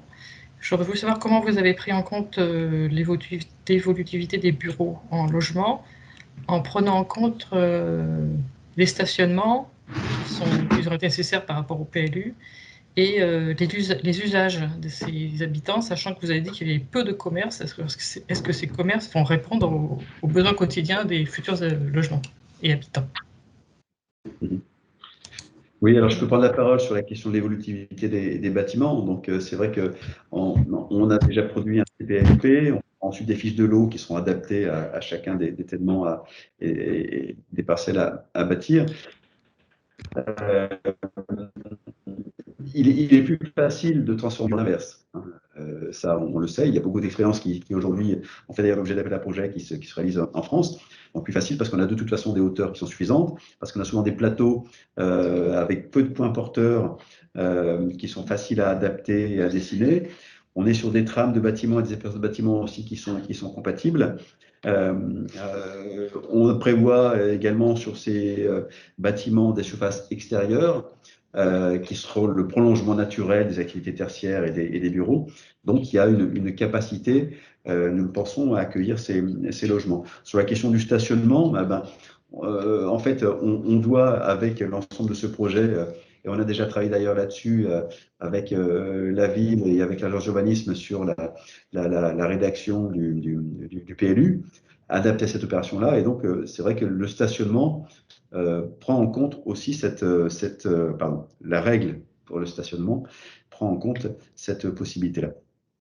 Au niveau du stationnement, l'objectif, c'est qu'il soit à la fois sur les lots, mais vraiment sous les bâtiments, pour ce que développait tout à l'heure Dominique, pour libérer de la terre fertile sur les lots privés, et aussi conçu dans un parking silo en ouvrage sur le futur pôle d'échange multimodal.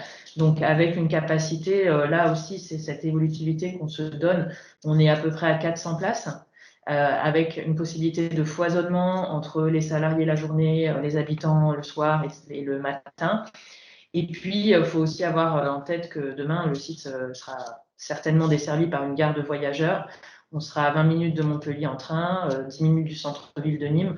Donc, ça réinterroge les pratiques de stationnement, outre le déploiement des modes doux sur le secteur. Et également sur les commerces, justement, on a vraiment conçu ça comme des commerces de proximité, plus voilà, la petite boulangerie, le boucher, etc. Et non pas des grandes surfaces commerciales où on vient ponctuellement pour acheter son bricolage, son matériel de sport. Donc justement, c'est vraiment cette approche de proximité, la ville qu'on fait à pied, qu'on parcourt à pied pour aller faire ses courses quotidiennes. Ouais, sachant que là aussi, on a travaillé sur un règlement très spécifique dans le PLU pour limiter et pour encadrer dans la mesure de ce que le code, bien sûr, autorise, hein, mais favoriser en tout cas le commerce de proximité. Oui. Et puis le pense qu'on peut stationnement ajouter sous les aussi, Émilie, bâtiments que- reste aussi quelque chose de très résilient. Donc, c'est pas un stationnement enterré, c'est à niveau. Donc, en plus, ça peut évoluer. Je vous propose de prendre les questions de Tolga. Juste aussi comme un point important à resituer, c'est-à-dire que ne pas considérer cette emprise du marché gare comme un îlot autonome, comme un projet autonome, mais bien un projet qui est complètement inclus dans le grand projet de la Porte Ouest, et que la question des commerces, la question des activités, la question également, par exemple, des écoles et autres, elle va de pair, évidemment, avec ce qui se passerait de l'autre côté des voies ferrées. C'est là où donc le franchissement des voies ferrées, qui n'est pas encore arrêté dans sa technique, est important parce que ça va marcher ensemble. C'est vrai que on est sur un secteur de 80 hectares et là, on est sur le premier secteur opérationnel. Là, on va aller sur le deuxième secteur. On attaque l'année prochaine, ça y est. Tolga? Merci Pascal. Bon, ce beau projet appelle beaucoup de questions, mais effectivement, il faut prioriser un peu. Je tenais à saluer le cheminement intellectuel et scientifique qui a amené à considérer les corridors de déplacement des chiroptères, donc des chauves-souris. Sur le projet, la réflexion sur la structuration de l'espace pour limiter les déplacements d'un côté et la création d'une dérivation végétale pour réaccompagner un nouveau chemin aussi est extrêmement intéressant. J'ai juste une alerte et une question par rapport à ça. Quand on superpose cette dérivation avec le schéma d'éclairage, on voit que on éclaire cette dérivation. Donc, il faudra certainement bien réfléchir à ça et peut-être investir un peu plus dans la conception écologique de cette infrastructure. Et ma question est, avez-vous prévu un suivi de l'efficacité de cette mesure dans le temps? Je pense que c'est essentiel quand on est dans de l'innovation scientifique comme celle-là, parce que ce n'est pas quelque chose qui est très courant. Je vous laisse répondre, Émilie. Pour le suivi. Ouais, pour le suivi, peut-être, effectivement, on a pris un engagement auprès de l'Adréal, qui est un suivi d'un écologue durant plusieurs années pour voir si la population de chiroptères reviendra. Et également, la même chose pour les hirondelles rustiques. Donc, on est accompagné de Naturalia sur cette démarche avec une surveillance semestrielle. Vous étiez dans une démarche d'évitement et de réduction, mais pas dans une démarche de compensation. Non. Ouais. Parce que là, ce que monsieur Coscune disait, c'était de prendre en considération les deux éléments. Donc, on va le faire dans le cadre du projet. Et en fait, oui, on le suivra, je pense, comme on le fait pour l'hirondelle rustique sur cette dérivation, puisque cela semble forcément. En tout cas, c'est. On l'a fait dans l'hôtel à Hirondelle qui a des nichoirs pour les chiroptères. Oui. Non, mais la remarque est très, très intéressante.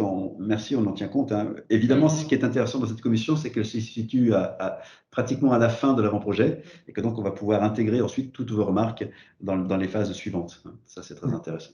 Oui, donc sur l'éclairage, je pense que ça pourra se traiter en termes de matérialité puis de temporalité. On va retravailler avec les éclaireurs sur ce qui est possible et également en fonction des contraintes liées à l'exploitation de cette zone agroalimentaire, enfin sur la partie sud-ouest.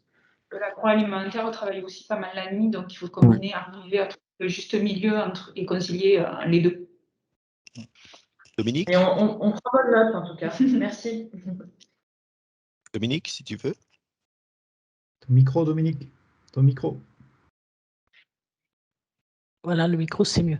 J'avais une question. Moi, je trouve très intéressant l'économie circulaire que vous allez engager dans cette opération, mais je sais pas, j'ai pas tout à fait compris où vous en étiez, si les bâtiments étaient déjà démolis Comment vous souhaitez procéder pour mettre de côté éventuellement, bon, j'imagine que vous avez fait des diagnostics, enfin voilà, comment vous allez valoriser tous ces matériaux sur place dans l'aménagement, comme vous l'avez précisé dans la présentation? Est-ce que vous avez Alors réfléchi? peut-être déjà l'avancement, merci pour votre question. Sur l'avancement de la démolition, effectivement, aujourd'hui on est aux prémices, mais on a quand même commencé à démolir des bâtiments qui sont notamment autour des abattoirs, dont on a montré des photos tout à l'heure. Donc l'objectif, c'est qu'on a concassé sur site l'intégralité des bétons il y a eu un travail très fin qui a été fait avec notre maîtrise d'œuvre pour pouvoir les réutiliser en futur remblai. On réutilise aussi du liège qu'on a trouvé dans le site pour les mettre en fond de nous en matériaux drainants. Là, au fur et à mesure de l'acquisition des autres bâtiments, on travaille sur des diagnostics ressources en vue de réutiliser au maximum tout l'existant, en particulier tout ce qui est agroalimentaire, les panneaux sandwich, etc., et les revaloriser sur des plateformes. Donc, on est vraiment là en réflexion sur cette question. Donc, à la fois une revalorisation sur site, quand on pourra, et puis sinon, déconstruire proprement les choses pour que ça puisse être réutilisé dans d'autres projets extérieurs. Après, je ne sais pas s'il y a des compléments. Non, mais c'est bien dans la démarche d'optimisation qu'on disait à chaque fois, on optimise tout ce qui est présent, aussi bien les bâtiments, tout est une ressource. On n'a pas trop parlé des contraintes budgétaires. Sans l'accompagnement de Nîmes-Métropole et la forte subvention, enfin participation de Nîmes-Métropole, le projet ne sortirait pas. Et sachant que là, sur cet aspect-là, on est accompagné par l'ADEME aussi qui nous suit sur ce projet et dont on bénéficie une subvention là, aussi également pour l'ensemble de ces éléments. Ouais. D'accord. Et également le plan de relance de l'État. Ouais. Pascal et les membres de commission, je vous propose qu'on s'arrête là pour vos questions peut-être. J'espère que vous avez pu tout aborder, qu'on puisse passer aux questions du public pendant un petit quart d'heure. Toute petite. Ouais. Juste que je trouve que sur ce projet, il y a un enjeu qu'on retrouve un peu partout, qu'on va retrouver de plus en plus. C'est comment on passe d'une ignoble surface en enrobé bitumineux à une surface végétalisée. Et là, j'entends qu'il y a un travail très intéressant qui a été fait avec des spécialistes de l'agropédologie. Et donc, j'aimerais en savoir un petit peu plus sur, première étape, ce qu'on fait des masses de revêtement qu'on extrait, qu'on sort du sol. Et ensuite, que donnent les résultats de ces premières études pour justement passer du sol sous-jacent, qui a été remanié pendant des années, à un sol utilisable. Voilà. Je pense que ce que vous êtes en train de faire est utile à tout le monde pour des tas de projets. Ronan, on vous laisse la parole. Ouais, la méthodologie qui est développée par le bureau d'études avec lequel on travaille, Microhumus, c'est d'abord s'appuyer sur une meilleure caractérisation des sols. Donc, on réalise actuellement un diagnostic agropédologie pour connaître un petit peu la constitution des sols, leur structure, notamment, et puis également leur potentiel agronomique. Donc, il y a une analyse visuelle d'abord qui est faite des sols sur certains points de sondage. Donc ça, c'est un travail qui est en cours. Puis dans un deuxième temps, une phase d'analyse agronomique sur les matériaux présents. Ensuite, en fonction des premiers résultats qu'on va avoir, il y a une phase laboratoire où en fait il va y avoir des essais de plantation sur des assemblages tests, donc soit sur les matériaux présents sur site par rapport à l'expertise qu'apporte Microhumus sur le sujet, qui sont pressentis comme étant valorisables. Soit avec des assemblages type, donc de création de technosols, voir ce qui peut pousser sur ces sols. Après, c'est quand même aujourd'hui des démarches qui sont encore exploratoires, donc on est encore en train de mieux caractériser les ressources présentes sur site. Donc quels sont les volumes dont on a besoin, quels sont les volumes qui sont disponibles sur site pour recréer des sols sur lesquels demain on sera susceptible de développer un projet paysager ambitieux.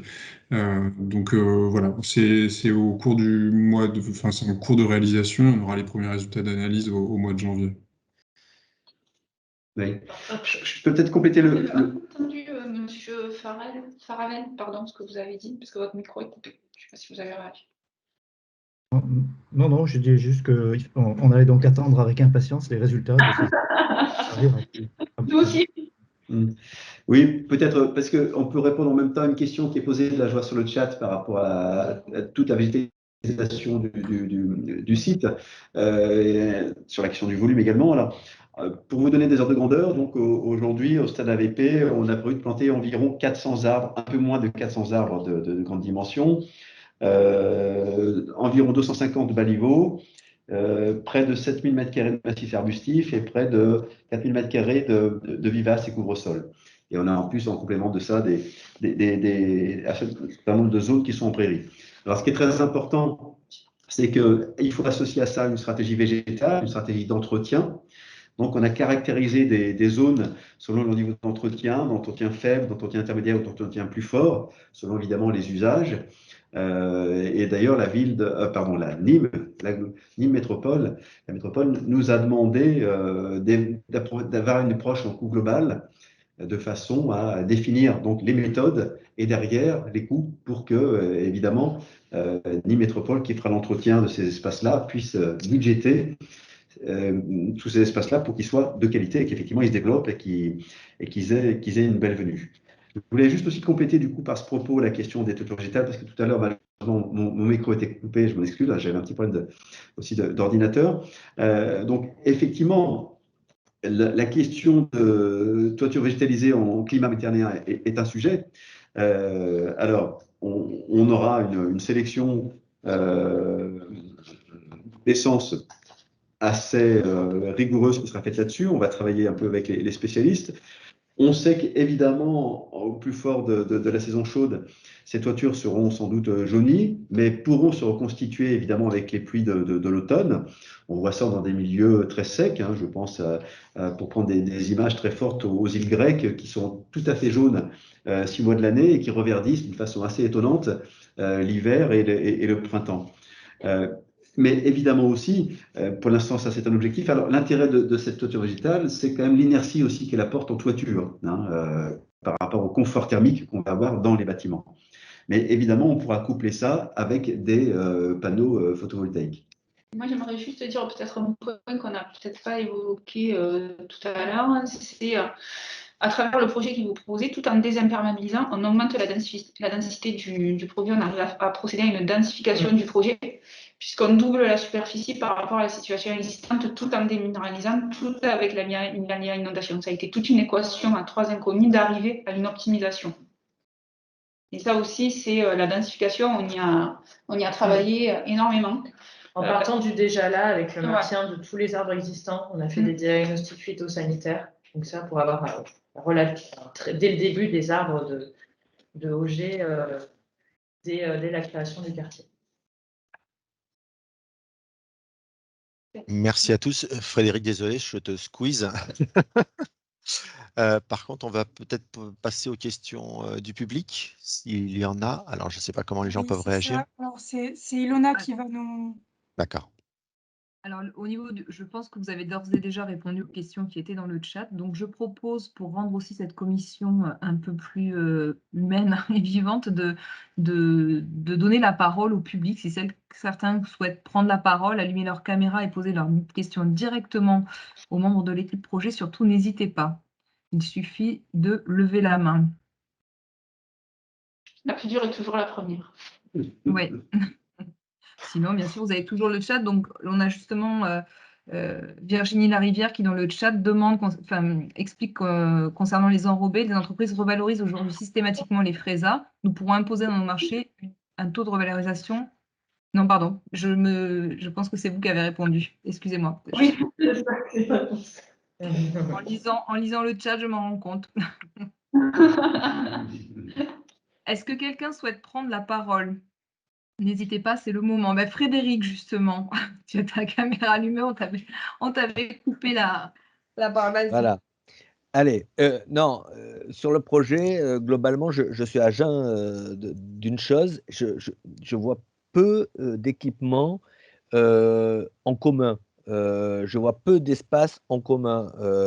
Je ne vois pas d'endroit où il va y avoir, par exemple, une crèche d'entreprise. Je ne vois pas d'endroit où il va y avoir une grande aire de pique-nique pour les salariés. Je ne vois pas de pool de vélos ou de voitures électriques. Enfin, il me manque ces choses-là. Alors, c'est peut-être dans l'étape suivante, mais je vois effectivement des bâtiments avec tous leur typologie, mais il me manque la vie en commun sur la zone.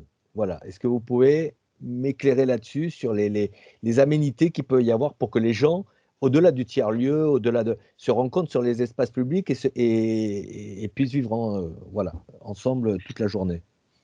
Est-ce qu'on pourrait réafficher peut-être un plan d'ensemble, Renan, si tu as la main? On va voir le plan d'ensemble. On peut répondre peut-être aux équipements, et ensuite je parlerai des espaces publics. Alors, ces équipements, donc c'est ce que je développais un petit peu sur les tiers-lieux tout à l'heure. On est quand même sur 8000 m² de bâtiments dont on cherche au maximum que ce soit des lieux de centralité, avec des espaces de salles, d'accueil de salles, d'associations, de coworking, des espaces de réunion. La question des crèches d'entreprise, bon, on sait que ce sont des crèches privées. Donc ça, évidemment, que ça sera tout à fait ouvert sur les rez-de-chaussée des futurs bâtiments. Cette logique-là, et peut-être qu'effectivement, aujourd'hui, la question de ce qu'on va mettre dans les bâtiments privés doit être approfondie. Donc merci pour cette question. Mais d'ores et déjà, vraiment, les bâtiments patrimoniaux sont vraiment conçus comme des espaces de rencontre et de partage.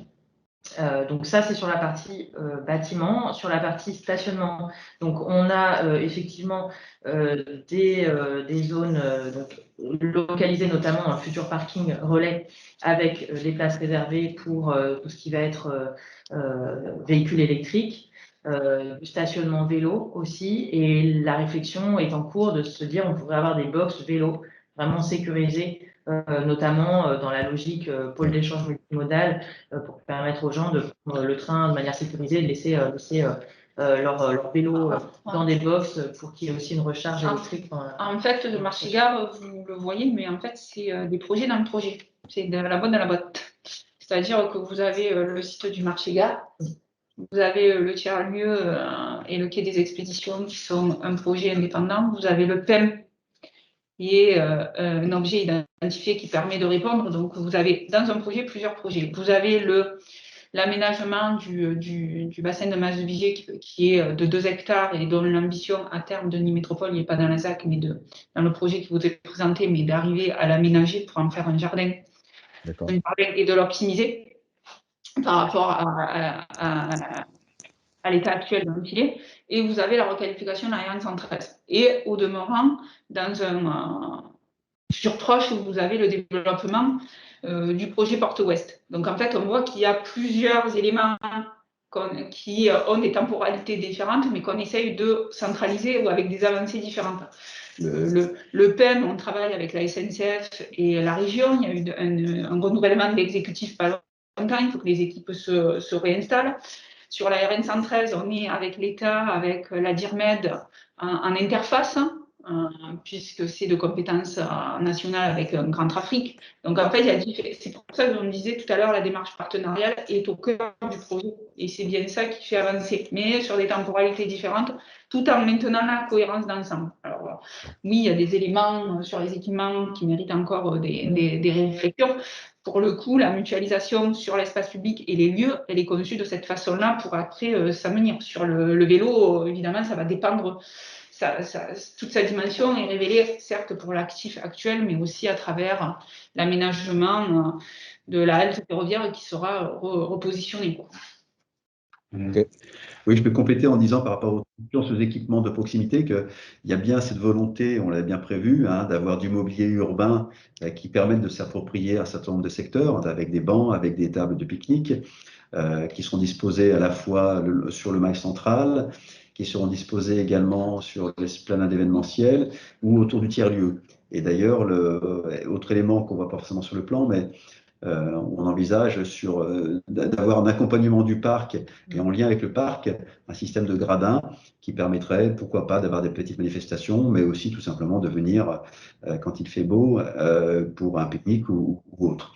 De la même façon, on va encourager dans les fiches de l'eau à ce que les espaces privés entre les bâtiments soient des espaces d'usage. Encore une fois, j'insiste là-dessus, et que donc, si je travaille dans tel bâtiment, je puisse facilement venir déjeuner, si je le souhaite, à l'extérieur, au pied de mon bâtiment.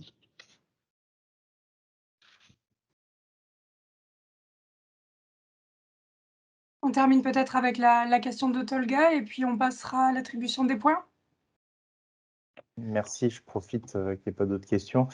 Pour continuer sur l'usage, je me demandais si vous aviez eu une réflexion un peu chronotopique sur ce site, parce que le problème des concentrations tertiaires, c'est que la nuit, c'est des déserts, et même s'il y a une centralité culturelle qui peut avoir des activités en soirée ou nocturne, ça ne fait pas forcément vivre un site la nuit. C'est un peu haché pour tout dire. Malheureusement, on vous... Ah, dommage. Donc voilà, je parlais de la chronotopie et de comment ça allait vivre la nuit, notamment les déserts tertiaires nocturnes, qui sont un peu compliqués à gérer. En fait, l'objectif, c'est bien de travailler, enfin, le projet tel qu'on l'a imaginé, c'est bien de travailler sur un chrono-aménagement. C'est-à-dire que la zone, elle puisse vivre, comme vous le disiez, au-delà de ces heures purement salariées. Donc déjà, sur l'agroalimentaire, les heures sont décalées. Donc il y a cette prise en considération-là. Et deuxièmement, par rapport à l'aménagement du tiers-lieu et de la réhabilitation du quai 2 Expéditions, c'est bien là d'avoir des lieux de vie pour combler la partie qui viennent compléter la partie tertiaire et agrémenter de ce qui peut se faire par ailleurs. Donc là, on fait un peu de benchmarking sur les montages opérationnels et sur les expériences qui ont été déjà mises en place en Occitanie, mais aussi par ailleurs en France, pour voir comment on peut justement mixer les deux. En tout cas, le potentiel et la volonté est là. Le potentiel, on a un bâtiment idéal qui fait à peu près 7000 m² et les abattoirs fait à peu près 1000 m². Donc du coup, ça laisse quand même un champ de réflexion assez ouvert pour pouvoir permettre de combiner l'ensemble de ces éléments pour avoir cette vie-là sur les jours ouvrés, mais aussi sur les jours le week-end. Tout en respectant, et ça c'est une volonté de l'exécutif de Nîmes Métropole et de la ville de Nîmes, une complémentarité avec le centre-ville. L'objectif n'est pas aussi de déshabiller le centre ancien de la ville de Nîmes, qui a aussi sa propre vie. Donc on est très bien sur un équilibre à trouver d'activités complémentaires dans ce cadre-là. Alors, nous avions des mains levées et enfin des questions dans le chat, mais on doit passer à l'attribution des points, me dit Chloé. On doit finir bientôt si on veut tenir le timing sur lequel nous nous sommes engagés. On est vraiment désolé. On a tenu le timing, mais c'est à vous. Voilà. Oui, voilà, c'est ça. Du coup, il y a eu quelques questions du public dans le chat de dernière minute. Donc, ce qu'on fera, c'est qu'on y répondra dans le compte-rendu qui sera envoyé à tous les participants.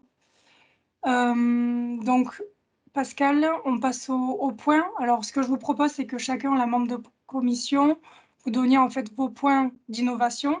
Donc, en fait, Renan, peut-être que tu peux rappeler les points d'innovation demandés. Et puis ensuite, vous attribuerez les points de cohérence durable. Et je vous invite aussi à les inscrire dans le chat pour qu'on puisse nous faire le calcul du score final. Donc, Renan, il y avait deux points innovation demandés, c'est ça ? Oui, tout à fait. Ça concerne donc deux thématiques. Ça concerne donc l'étude agropédologique que la SPL Agathe est en train de mener, donc accompagnée par Microhumus et nous-mêmes, pour demain revégétaliser le site avec des matériaux locaux et qui ne soient pas issus d'un pillage des milieux naturels. Et puis la deuxième point d'innovation qu'on sollicite concerne donc la réalisation d'un réseau d'alimentation, d'un réseau d'arrosage à partir de la valorisation des eaux qui sont issues de l'usine de potabilisation d'eau qui est présente aujourd'hui sur le site. voilà, les deux sujets sur lesquels je souhaitais attirer l'attention du jury et solliciter des points d'innovation. Donc les membres de commission, c'est à vous. Du coup, donnez vos points innovation et de cohérence durable. Donc moi, sur les innovations, je suis favorable à l'attribution de ces 2 points pour les 2 innovations qui ont été données. Et dans la foulée, surtout, pour la cohérence durable, c'est vrai que sans doute du fait de la particularité de la maîtrise d'œuvre, qui a donc cette vision d'ensemble et donc il y a un effet poupée russe sur des projets qui sont en ensemble. Mais on voit que vous cochez de nombreuses cases. Donc moi, je serais sur l'attribution potentielle de 10 points, je serais à donner 8 points sur la cohérence globale, sachant qu'il y a des éléments donc, où on est encore en attente d'éléments complémentaires sur les réseaux, sur l'énergie, sur des secteurs qui sont des intentions aujourd'hui, mais qui vont se concrétiser du fait de la maîtrise d'œuvre. Donc 2 points innovation et 8 points pour la cohérence.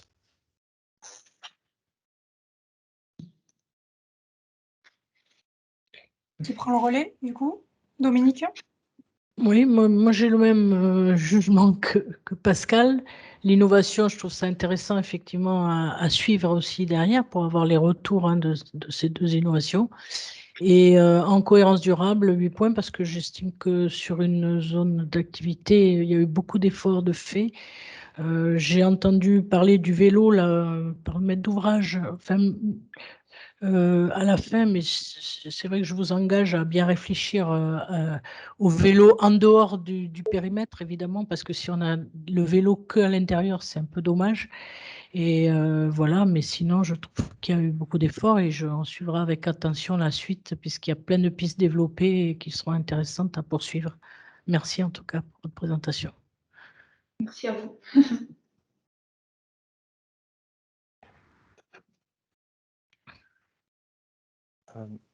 Je vais prendre la parole. Oui, le micro est coupé. Vas-y, Tolga, je t'en prie. Merci, Chloé. Moi, j'ai mis deux points innovation très largement acquis.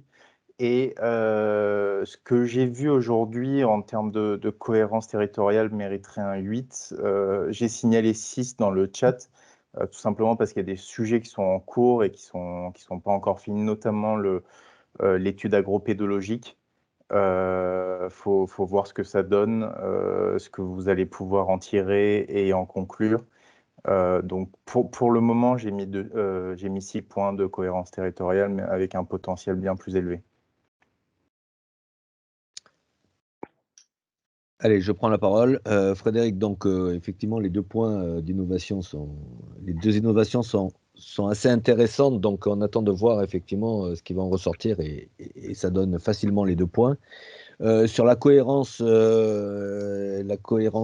du projet, effectivement, je mets 6 parce que il y a plein de choses positives.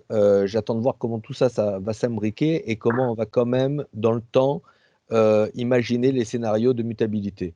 Voilà. Et puis, je fais quand même une petite réserve sur sur l'organisation du projet par rapport à l'accès nord et cette passerelle au-dessus de la voie ferrée. À aujourd'hui, je trouve que c'est la connexion nord avec un quartier qui doit aussi se développer au-dessus et qui doit apporter des équipements publics supplémentaires. Aujourd'hui, me semble relativement compliqué en termes de mobilité. Donc, j'attends de voir comment cette cohérence-là est portée aussi. Voilà. Mais sinon, très beau projet. Merci.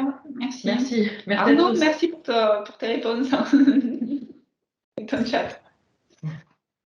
Alors, pour ma part, je vais également donner les 2 points d'innovation, puisque c'est vrai que ce sont des ambitions très fortes et un engagement de recherche et R&D qui est intéressant. Pour la cohérence durable, je mettrai 7 points parce que je trouve qu'il y a un fort engagement à partir de l'état des lieux de ce site qui est très perméable et avec des enjeux hydrauliques importants et une ambition de végétalisation et d'animation de sites autour du social, de la culture, qui est important. Avec une envie de savoir aussi ce qui a déjà été dit, mais que je souhaite redire, c'est le lien avec les quartiers autour, autant que ce soit pour les liens des mobilités, mais également le lien social. En tout cas, merci beaucoup, c'est un très beau projet et j'aimerais bien aller m'y balader dans quelques années. Avec plaisir. La prochaine fois, on pourra, oui, la prochaine fois, on pourra faire même la commission sur site. On est propriétaire. Dans les halles ou les abattoirs. Très bien, très bien. Bon, eh bien, je vais enchaîner du coup. Pour les points d'innovation, bien sûr les deux. Si je pouvais en donner 3, j'en donnerais même 3 parce que je trouve que c'est des thématiques très intéressantes les deux.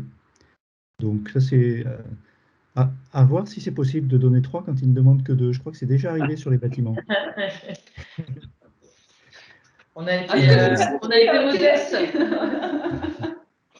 Il me semble que tu peux, oui, à moins que Christophe, comment ça se passe en général pour l'attribution des points?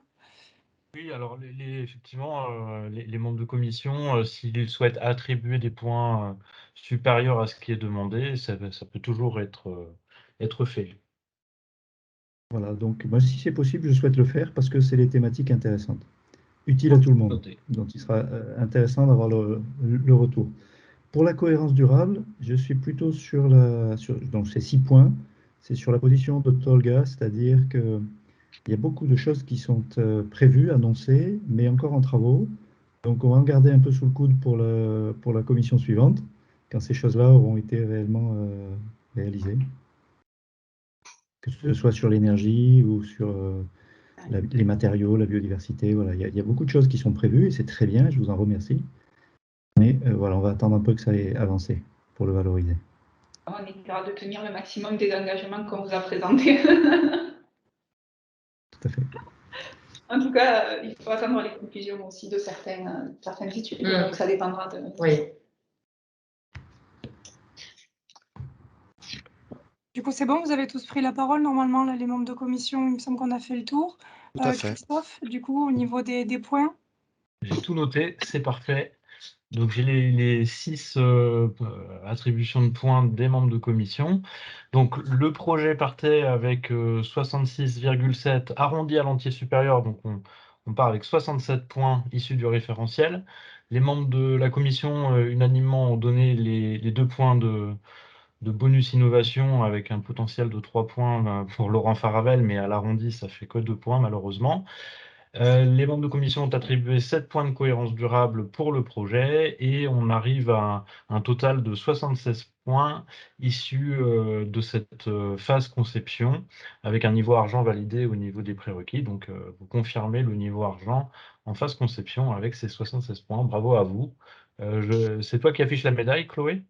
Non, normalement, c'est Ronan. Et est-ce que du coup, dans l'évaluation, on a bien pris en compte que c'était bien 67 points issus du référentiel et non 66? Oui, moi je l'ai arrondi à 67, hein, c'est bon. Bon, mais parfait, ok. Bon, mais félicitations du coup pour cette médaille argent. Bravo à vous. Ouais, Bravo. Ouais, si tu peux afficher la médaille. C'est comme du quand même. Je vous affiche la médaille. Bon, mais super, ouais, je vous invite à faire un grand sourire, à réactiver vos caméras pour que je puisse faire une belle capture d'écran.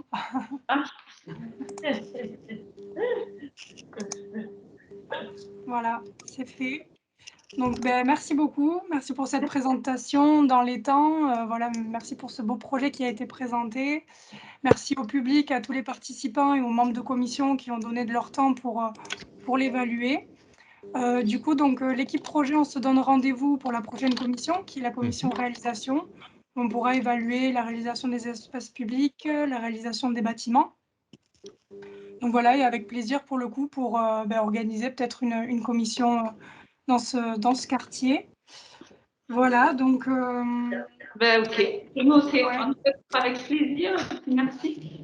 Ça a ouvert des pistes aussi sur lesquelles on avait, quand on a la tête dedans, on peut oublier un peu, et cette ouverture permet de faire avancer encore collectivement et d'améliorer en permanence d'une démarche itérative le projet. Donc, voilà. Merci à vous.